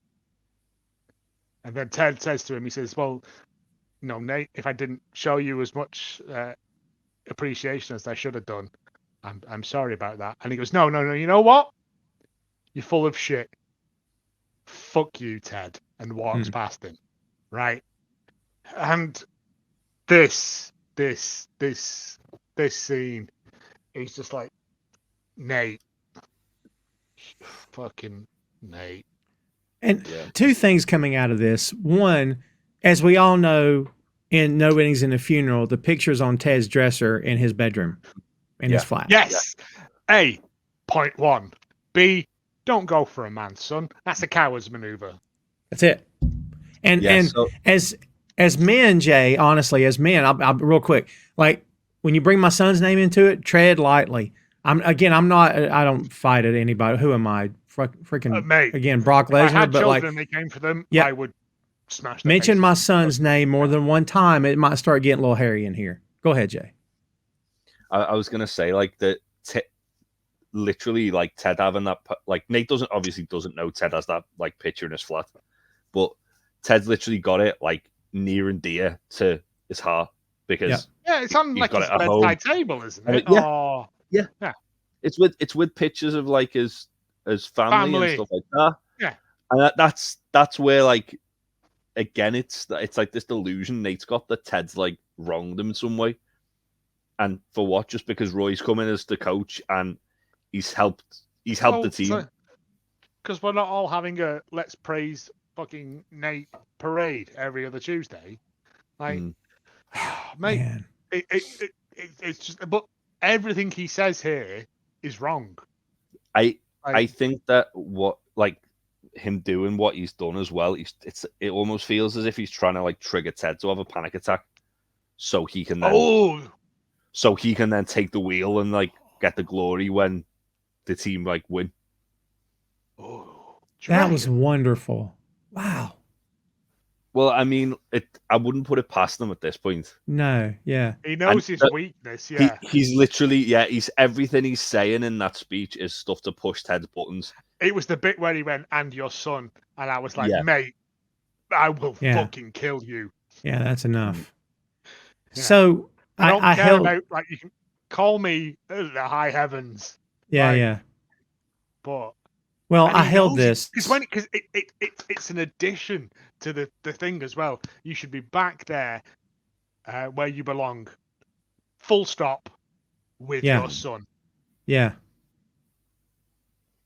Yeah, it makes it weird. Even if you didn't mean it that way, you're making it weird. Stop. He Oh yeah, he meant for knew sure. What he was doing. Yeah. Well, look, I've held this for an hour and a half. Go on.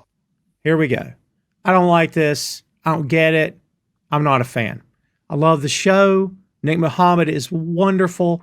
The performance here is spot on. It's top notch. I hate this. Everything, not to spoil season 3, but everything's going to be okay, kids. But like, and I know that during and after and now, hate this. For me, maybe other people are and they see I see the connections. I see what we've done for 24 episodes now, 22 episodes. I get it. I know. I hate it. It doesn't reconcile with me. I don't know. Again, Right. Star Wars. When Luke gets to the temple with those kids, I was out. You're forcing it on me. Now you're telling me he has to be Vader. We got to get him there. This to me, I'm out. I don't. Still love the show. Still a big fan. I didn't go on chat rooms or social media and blast this episode. I won't do it now. Hate this. I don't get it. It's weird to hate it so much, but still love it. You're right. I totally see. I see it. I didn't feel any of it. I didn't feel any of his side through other duos in this show. I could kind of see Jamie's side. I could kind of see Roy. I can't see anything. Do you not see how that, like, Nate has just misread the entire thing? That I get. Such an inferiority complex. That I get. I just don't know how it leads a guy who's never spoke up for himself to have the balls to speak up to everyone. From Rebecca, that's spitting on the mirrors. All of that's that fair. shit. I still hate it. I was gonna say, I hate it as well. Like, I hated watching the scene because it's hard to watch. It is. Isn't that kind of the point though? Because like literally, as we were saying, like Nate's constantly moving the goalposts for himself to almost to give himself reasons to be bitter. Yeah. Like, and to your point about Rebecca, they've helped create a monster here by giving him confidence, haven't they? Yeah. So's Ted. Ted gave him the opportunity in the first place, and like the combination of the two has unleashed a Godzilla amongst them. Like the problem Ted had with it was he allowed Nate to make his own mistakes and learn from them. But how do you learn if you're not from a mistake? Nate didn't learn from them. Nate saw that as Ted letting him down. Yeah. Ted should have protected Nate from making that mistake, but that's not how you learn. Like, can you lay some of this at Ted's door a bit, in as much as, to your point, he allows you to make your own mistakes. But when Nate F's up at times, if Ted had pulled him aside in the closet, away from everyone else, not to embarrass him, to say, Nate, just real quick, here's what I saw out there. I know your intention was good, but here's what I would do next time. We don't really see or hear that. You see, but to be fair, in season 2, Ted's dealing with a lot of stuff on his own. That's true. It's not his job to protect Nate. Well, it's not his job to help a grown man be a grown man, for sure. No. Yeah. 100%. And I think it is. I for the first time ever, I will disagree with you, Tom. I think this has been perfectly done, because Nate like again, like Ted did heap praise on him at the start, and they gave him the coaching did. job and stuff. And then, like that's your job. You get on with it. I don't expect every day when I go to work to someone to come in and give me a balloon because I'm just doing my fucking job. Like you know what I mean? If it's Nate wants that because he feels like he's somehow special. Yeah. Well, it goes back to Nate's like daddy issues, doesn't it? His dad doesn't give him any recognition for anything. So when Ted's giving him recognition and that stops because he's just doing his job, and he shouldn't be getting a pat on the back for every little fucking thing. Every little thing. Yeah, like let's face it, the false nine works. Ted's going to be the first person to say, "Great job, Nate." Yes. Oh, he was. But he literally goes, do we continue with Nate's false nine? Because like all the way through it, he's said this is Nate's idea, right? And he's come in with it, and he's like, this will work. Like Nate was so confident, and yet when it starts going south, he's like, it's the fucking player's fault. Bad workman tools again. Yeah, and it's from what I maybe needed in this speech, which by the way, Muhammad crushed. Oh, but what I maybe needed in this speech was just one line that you let Roy just walk back in here. What am I? You're so hung up on Roy. No, I'm not. Hold on. But for Nate, it's like you just let Roy walk back on in here. Then you forgot I existed. If I'd had maybe that, I would have been like, okay, now it's starting to. Okay. You know what I'm saying? For me, again, I don't think Roy's the issue with it. No, he's not. But it's Ted. Ted loved me, but when more people come in, what about me? I thought you loved me. I think Roy's part of the issue for Nate because it's as I say, it's like as soon as Roy comes back as a coach, and obviously Ted had been trying to get Roy to come as a coach like since he left the club, and as soon as Roy comes back, like it is like it awakens something in Nate where he's just like extremely bitter towards the fact that Roy's come in and making all these positive changes in the club. How can a person who has played football all his life have more ideas than me? Nate. Yeah. Who was a fucking potwash. Yeah. That's the thing though. It's like it's gone from Nate's the person who's like become like Ted's most like sort of reliable like member of the coaching team as far as like helping the team win, to Roy coming in and helping Isaac become the leader that he needed to be, and helping Jamie become the professional he needed to be, and mentoring the players from someone who's actually done it. As we said in the last episode, trees share sunlight. Yeah. Well, here's what I'll say to wrap this bit up. But like, as we get into season 3, things may start to connect for me a little bit more. But like just raw emotion coming out of this, I'm like, I'm just not. They did to your guys' point, they did a masterful job laying it out. You guys are 100% right. For me, in my head, logically speaking, I'm like, But there again, I may get there. It's fine. Again, it's that good a show where take what you want from it. Exactly. That's it. Yeah.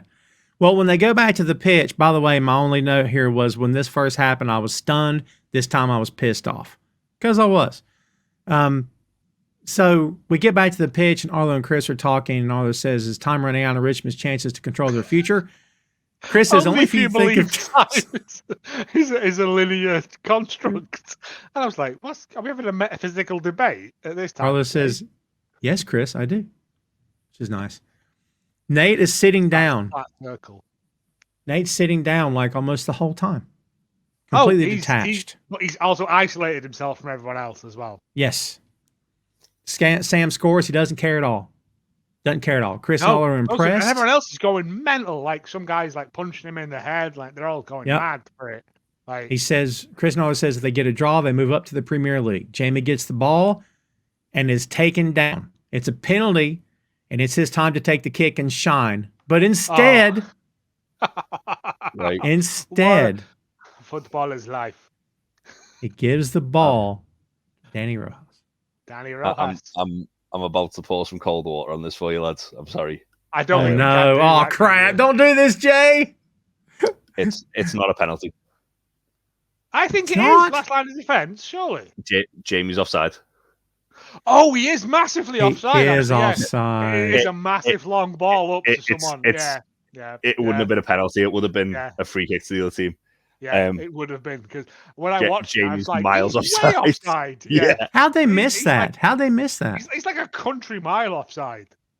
I mean, they could obviously try and like they could have quite easily disguised this by just not including Jamie in the shot when Yamas played the ball, but because they include Jamie in the shot and you can see Jamie's so far offside, it's like, well, that's a little bit of yikes. I mean, to be fair, there isn't like any VAR or anything like that, and at that point in the game anyway, so there wouldn't have been.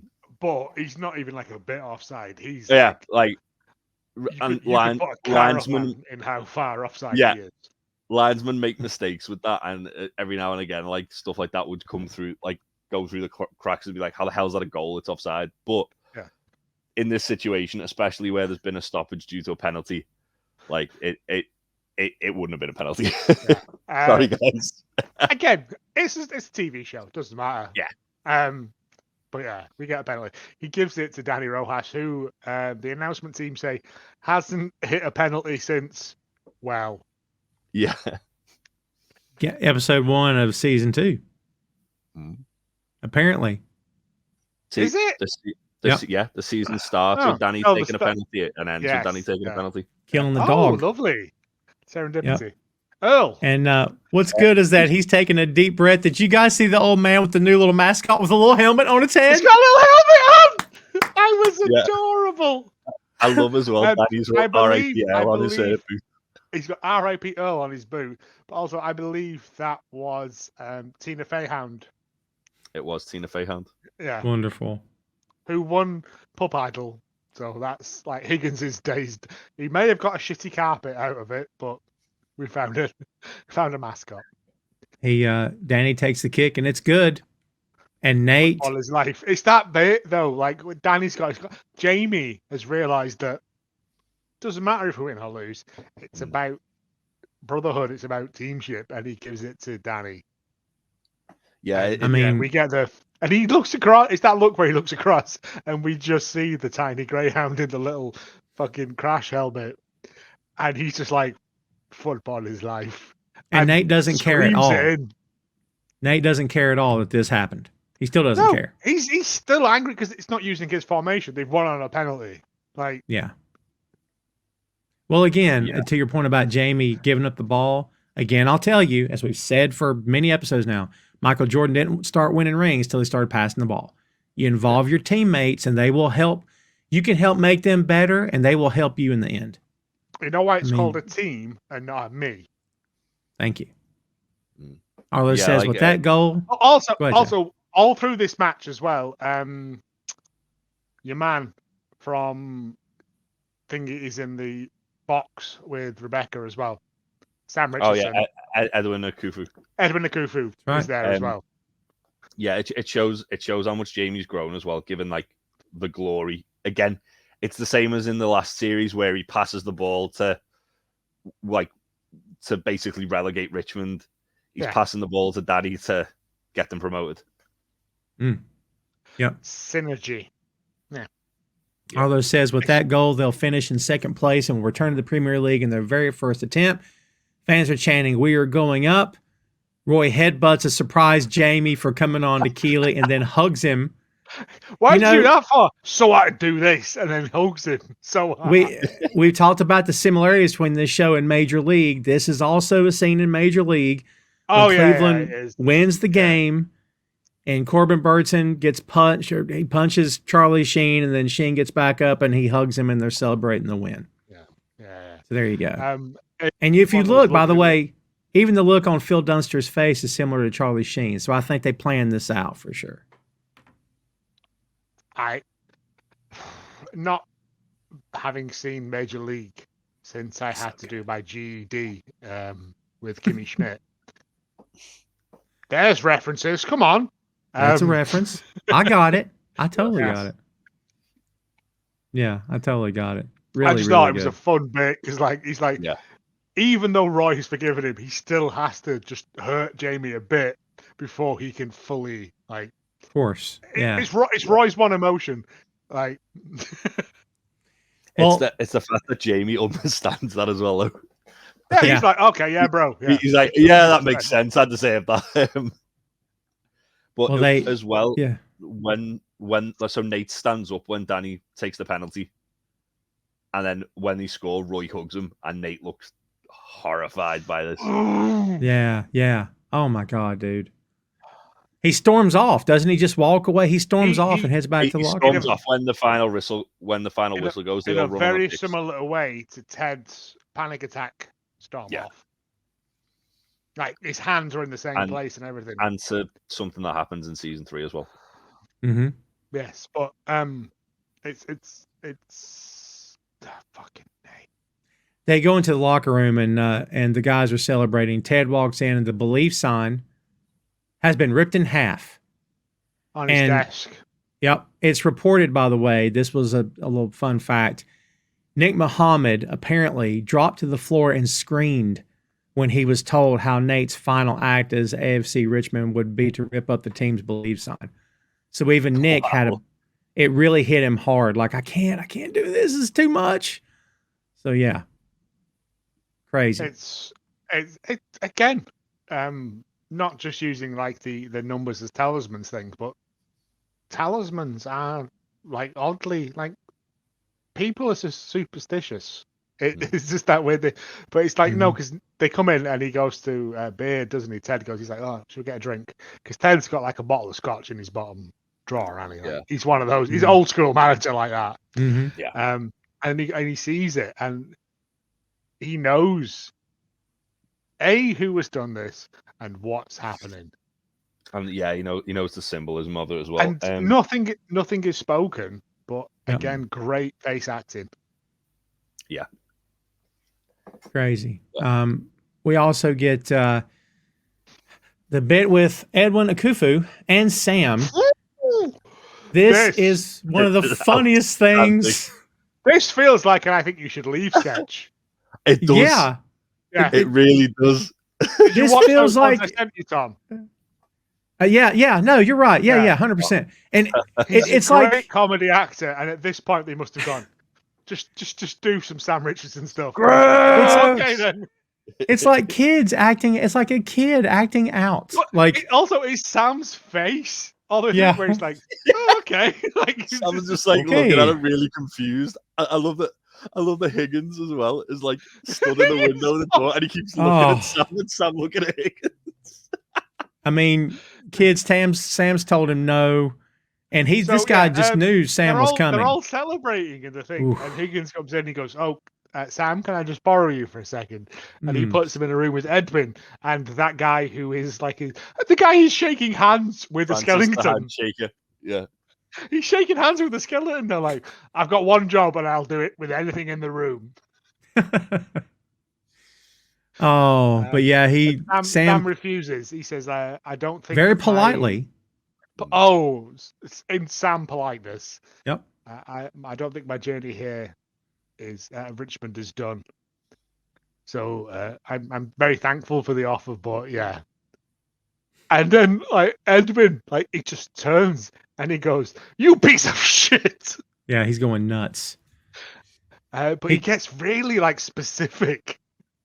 Yeah, I will buy your house and I will do a shit in every room of your childhood house. And then I will burn it down and eat cake and shit on the ashes. It's brilliant. I promise you this. He calls Sam a medium talent, which, by the way, may have been a callback to Saturday Night Live in '78 when Bill Murray called Chevy Chase a medium talent as an insult. Sudeikis is a medium talent. Chevy Chase is a subpar talent who was got by. That's the story for another day. I've got stuff about Chevy Chase. I love the way he left Community. What? Dying from? They just killed him off screen because he's a C word. Yeah. Because he's a old man. I will dedicate my life to destroying you, you fucking asshole. Yeah, he went nuts. Yeah, but he also gets really weird about the Garland thing as well. Like, And I think that might be like not a fun thing, but I imagine Africa, like people in Wales hate the British, and the Scottish hate the British, and the British hate the British. Well, Like, he when they go to the Nigerian restaurants, yeah, in the pre, and he's like, I don't know how you can eat it that way, but I've had it made this way. But you must know that the Ghanaian way is much better. it was always there. Yeah, but yeah, I will And what dedicate about- my life to ruining you. And You will when he never gets play, out- and this, you will never play for the national team. Yep. And that is Sam's National dream. anthem, yeah. And that was Sam's dream. That's always been Sam's dream. But then he stomps off down the corridor and Foreshadowing. throws a bin over, and then like slowly strangles like a dummy.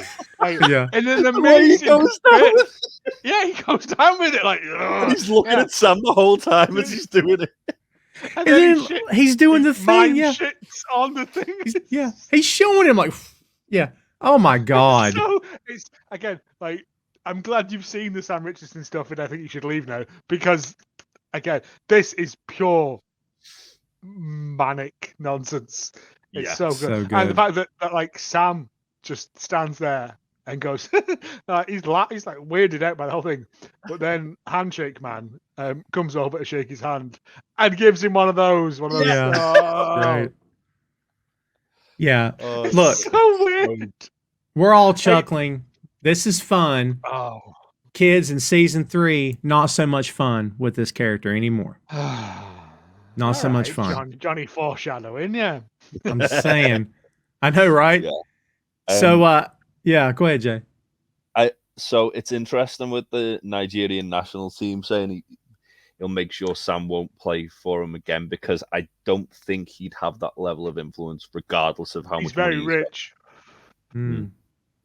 He can afford to leave helicopters all over the place. That's very true. That's true. I mean, it's not completely unheard of. Football is a very corrupt sport, but Especially in Africa, mate. well, yeah. But it would surprise me if he's got the ability to actually do that.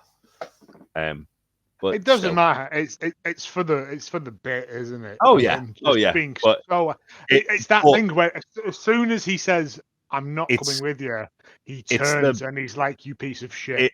That's like the biggest like threat he could give to Sam to like ruin Oh, his yeah. career. Like because Hmm. at the end of the day, Sam's a very proud Nigerian guy. He wants to represent Nigeria Yep. like on the international stage, and he probably would have walked into getting picked for them as well. Yep. Hmm. Yeah. Well, which we'll find out later on, maybe. Maybe. So at the press conference after the game, Ted talks about the article written about him by, and he looks and Trent's not there. That'll come back. And Yeah. then the line about the way we discuss and deal with the topic of mental health and athletics, which again, when he puts It's it one that of those way, really great lines. yes, And well said. I honestly thought he was just going to be like, and men in general. Yeah, Like, yeah. Because, it still uses a weird stigma to beat people over the head with.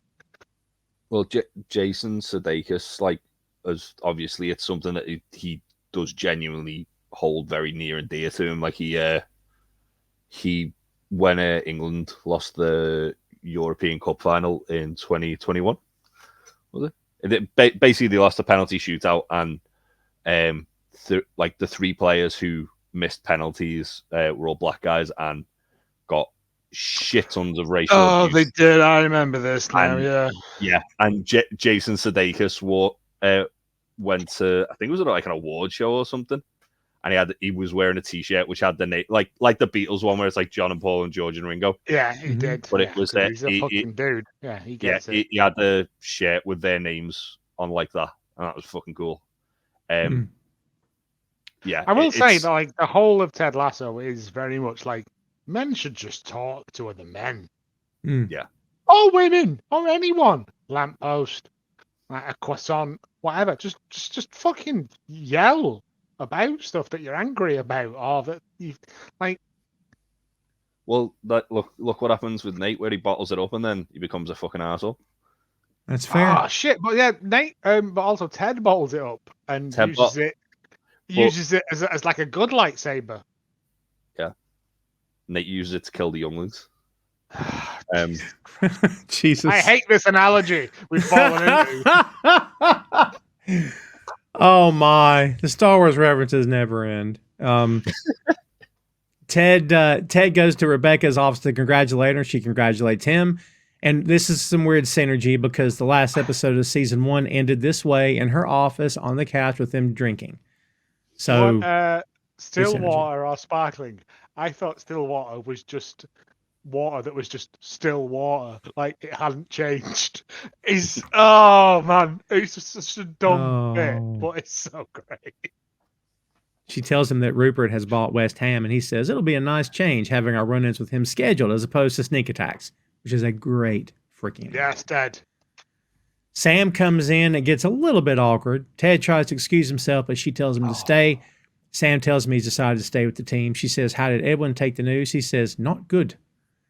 Ted was looking forward to the goodbye handshake from Francis, which is good. Is corrupt. Yeah. So it's Oh, go on, Joe. No, you.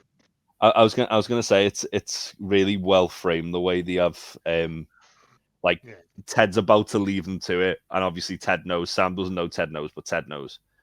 And Ted's about like, oh, I'll leave you guys to discuss business. Like he obviously knows it's not like it's not gonna be business, but he also knows it's down. It's that moment where Sam goes, "Oh, hang on." Yeah. And he turns to Ted. Yeah, but they both kind of like Rebecca more like almost not fearful, like as if she's afraid of Sam, just fearful of the bad news that she's about to get. Like, no, please, Ted, don't. And then Sam's also like, no, stay. Because he knows he's going to have this conversation with Ted anyway, so might as well just kill two birds with one stone. He turns to Ted and he's like, it's not because of my feelings for you. I just feel like this is right for me in my journey at this point. I should go, and then leaves. And then Ted goes, I think that was aimed at you. It was good. Yeah. Well, it's cool as well because Sam's like been almost like selfless to like everything he does this series is Sam doing things to make other people happy. Yeah. And Sam staying at Richmond is because Sam wants to stay at Richmond because it makes him happy. Yeah. I'll give you that. Yeah, sure. That's just true. Fun. This is what again, just that bit where Ted just goes, I think that was aimed at you. Yeah. I know. And then she just necks that glass of champagne. Oh, you killed that. Speaking of Trent Krim, we run into him in the car park here. He and Ted have a great little moment. He says, I was worried about you. I thought you might have been in a bike accident. He says, I don't even know how to ride a bicycle. He goes, really? That surprises me. Why? Because the hair and the whole vibe? The whole vibe? And Ted goes, yeah, actually. It did very much surprise me as well that Trent Krim does not know how to ride a bike. Again, just these weird bits. Like at the end of like this massive arc, like a whole series worth of arc of things, we just get dumb jokes. Yeah. I love this scene. I think it's fucking great. It's great. Trent's awesome. Trent's like redemption arc is fucking fantastic. So yeah, Trent is basically like, well, I no longer work for the Independent after revealing who my source was. And Ted goes, it wasn't me. And he goes, oh no, it was me. Yeah. Like Trent has got like he's in Ted's tractor beam, isn't he? Like, he is now, for sure. Yeah. Oh no, but even before, after the episode, after the dinner, was it with the curry? Yeah, he had him then, and like, but he goes, oh, so now you're Trent Krim, independent, and Trent goes, my dad made the same joke, and I was like, that's it. Ted Lasso is everyone's dad. Like, it's the same jokes. He sounds like a cool guy. I hope our paths cross again, as do I. I love our chats. He always hits him with "I love our chats." And he offers him a ride, but he tells him no. And Trent says, "Good luck next season." He goes to open the car door, and he's evidently locked himself out. Was there any meaning behind that little bit or no? No, I think it was just a bit. Just a little bit. Interesting. A little act out. Yeah, it was fun. Yeah, no, I enjoyed it. You could tell that was Trent's car as soon as you saw it as well. Oh, it's like a shitty old, like nasty old Jaguar or something. Yeah, it's a not vintage. It's like a old Mercedes, isn't it? I don't know. Like a 70s Mercedes or something. But yeah, so this is where we get the bits, isn't it?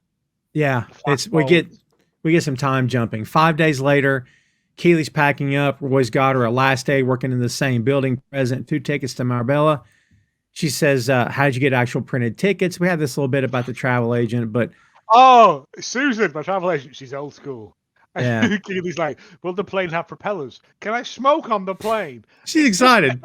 Ted has got in everyone's head with these little act outs. It's beautiful. And also, what's the stone Jaguar called? Mirabella. Mirabella, yeah. Yeah, Marbella. Just little fun things. Oh, I see. I forget what she called it. She had a nickname for it. Yeah. Yeah. But he says we're going to a villa by the sea. Now look, she let him get through all this. Look, can we just say for a second that things have changed with these two? Because she let him get through all this. We're going to go to a villa by the sea so you can chill out. I mean, the whole bit. And never stopped him. If you look at the up and down of their camera angles and stuff as well, it's really kind of, you see her face change when he goes for 6 weeks. Yeah. Yeah. And you see like her face kind of up, but she's still trying to maintain this facade of a smile. Yeah. Again, just another amazingly beautiful scene in a dumb throwaway comedy show sort of thing. Yeah. She thanks him and says she can't go. She's already started working last week. She tells him he should go. He says, "Are we breaking up?" And she goes, "No, you're going to take a well-earned holiday." She tells him they'll be fine. Right. This, like, Roy has gone and done something kind of genuinely nice for someone else. But also when he says, "It's the first holiday I've had since I was 12 where I don't have to rehab my knee." Yep. Like, he's what? We've established about 42 at this point? Something like that. I don't think he's that old. Maybe like just about to turn 40. Whatever. Like, something like that. Yeah. But he's put a lot of thought into this for them both. And he's like, I'm gonna gorge myself on tapas. And he's like planned out this amazing time for them both. And he's even thought of like, you can work from the balcony over the sea view because there's Wi-Fi. And she just goes, "I can't do it, Roy." And then Roy goes, "Are we breaking up?" And it's really, really, really heartbreaking because at this point it's done, isn't it? They're moving in different circles. Like, yeah. She goes, "Well, you should go." And then they just leave the tickets on the table. I don't think any of them went. Yeah, no, I imagine. I can't remember from season 3, but yeah, I mean, look, wait, season 3 is coming. That's all I can tell you. Just wait. We'll get more into that as it gets here. We jump to 3 weeks later. Sam has bought a place and he's going to turn it into a Nigerian restaurant. More on that to come. Well, it's the place that Edwin Akufu took him to. Yeah. Because he just used it as a throwaway moment. Yeah. But he's bought that and he goes, it was going to be a Nigerian. And I was like, yes, go on, Sam. It's really good. Yeah. Then we go 2 months later. Ugh. This is the end, children. The camera falls in behind Nate, who we suppose by looking at this is the new head coach for West Ham.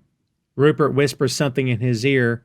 Nick Muhammad, by the way, revealed that Rupert actually said to him, "You're welcome," in the final scene, and that the line was improvised in the moment. But it's so there that you go. thing of, like, if you look at like Richmond training under Ted, where it's all like Loosey goosey. and they're they're doing dance routines and they're Yes. throwing out hello Rebecca's mum and stuff. And with this, it's very hut. Yeah. Yeah, it's very kind of like fascistic. And I get that it's supposed to be. Yeah. But yeah, it's like that Nate then walks away and comes to the camera and just glares. Well, he does that little like eyebrow raise as well for a moment, doesn't he? Which I didn't notice the first time I saw it. I was only when I was watching it, like just then, I was like, "Oh, that's odd." Nah. You remember back to episode 1 of this season? That's how season 2, episode 1 started. The camera goes from black to Nate's face right here. That's how season 2 started. That's how we end it. Yeah. Ooh. Yeah, like the only thing this scene was missing was the Imperial March, wasn't it? Literally. Like, Deutschland über alles. Yeah. Rupert's definitely fucking Palpatine. So it is very heavy on the we are evil now. Yeah. Yeah. It's the dark side for sure. It's like, yeah. Yeah. It just made me hate. I didn't think I could hate Nate anymore. But that bit to camera and then just it's a very subtle eyebrow. So smug. I would kick my TV through. I mean, I remember like, the time difference as well between seeing this and then season 3. I was like, I was angry about this for months afterwards. Like whenever we played West Ham, I only got into it during like halfway through season 3, so I didn't have that long to wait. I only had like a couple of hatred, months, but I was seething when it happened. Like I when we played West Ham after, I remember I think we beat them like 3-0 or something. I put on Discord straight after, fuck Nathan Shelley. Yeah. It's wonderful. Yeah. Well. Yeah. Wait a minute. Don't look now. We just finished season 2. Where was I? How'd that happen? Oh my God. Talk about time traveling. We've done it. I need a nap. I'm wiped out. This show's an emotional roller coaster in the best possible sense. But, ladies and gentlemen, that is 22 episodes, not counting previews and reviews, of one of the best shows of all time. And we are not even done yet. But before we call it a day, we're going for takeaways. Joe, can you possibly sum this up at all after everything we've done here? I think, as Jay very succinctly put, fuck Nate Shelley. Jay? Jay, care to elaborate? I would normally have a huge thing prepared for this. No, it's just literally at the end of this episode, like, you're supposed to hate him, and you're given justified reasons to hate him, but also to understand why he has become what he has become. And yeah, it was the tearing of the sign. Yeah. That hurt me more than anything else, because it is such a throwaway bit early on. He just makes that sign, puts it up, and it's there. But then it's something that they've all looked at and used as a totem, as a and then for Nate, and especially in season 3, as we find out, Nate did a shit in every room of that sign's house.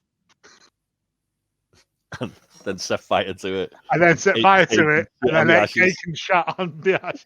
Yeah. It's thank you, Jay, because no one else was getting that. I was on to. No. It's a really good ending to a tremendous season. But fuck Nate Shelley. Yeah. Yeah. What say you, Joe? Or Jay, excuse me. I think like the best villain arcs are always the ones where they have no redeeming qualities whatsoever, and by the end of this series, Nate hasn't got a single fucking one. Like, I credit to Nick Mohammed, because I didn't think I could hate him as much as I did in this series. Like, I genuinely, as I say, no redeeming qualities. to rip up the sign where it's like it's something that's so important to them all. Mm-hmm. It really, it's such a powerful statement to have made, and for as you say, with like, I didn't know about that with Nick Mohammed, where he like fell to his knees and screamed when he found out he had to do it. That just shows how important, like how much of an important part of the show it is. And I think like this episode, that even like at the start where he's having like little conflict within himself, and just thinking as if he's thinking like, am I doing the right thing? Am I on the right path here? And then by the end, when Ted finally confronts him on it, and he just kind of explodes like this ball of vitriol. He's got all that locked in. Yeah. That's when he's kind of committing to, right, there's no turning back now. He's setting fire to the high ground. I have the higher ground, indeed. That's where he's like, that's where he's doing the Order 66 on Ted. That last scene is where Palpatine's finding him on Mustafar with all his limbs cut off, and putting him in the Darth Vader suit.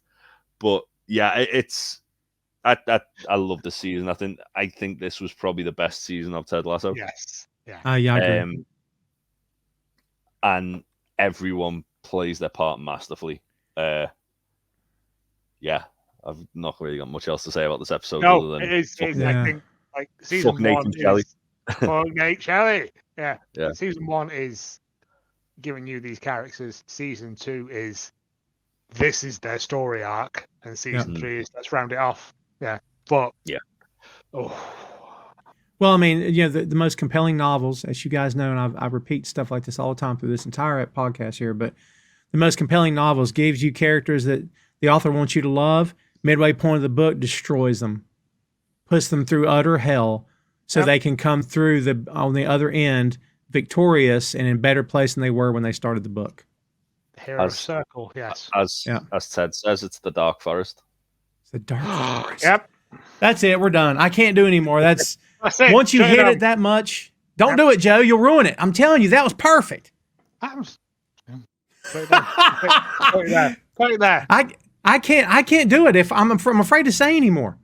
Guys, look, from a personal standpoint, we get all weird about, not weird, but we get complimentary or whatever.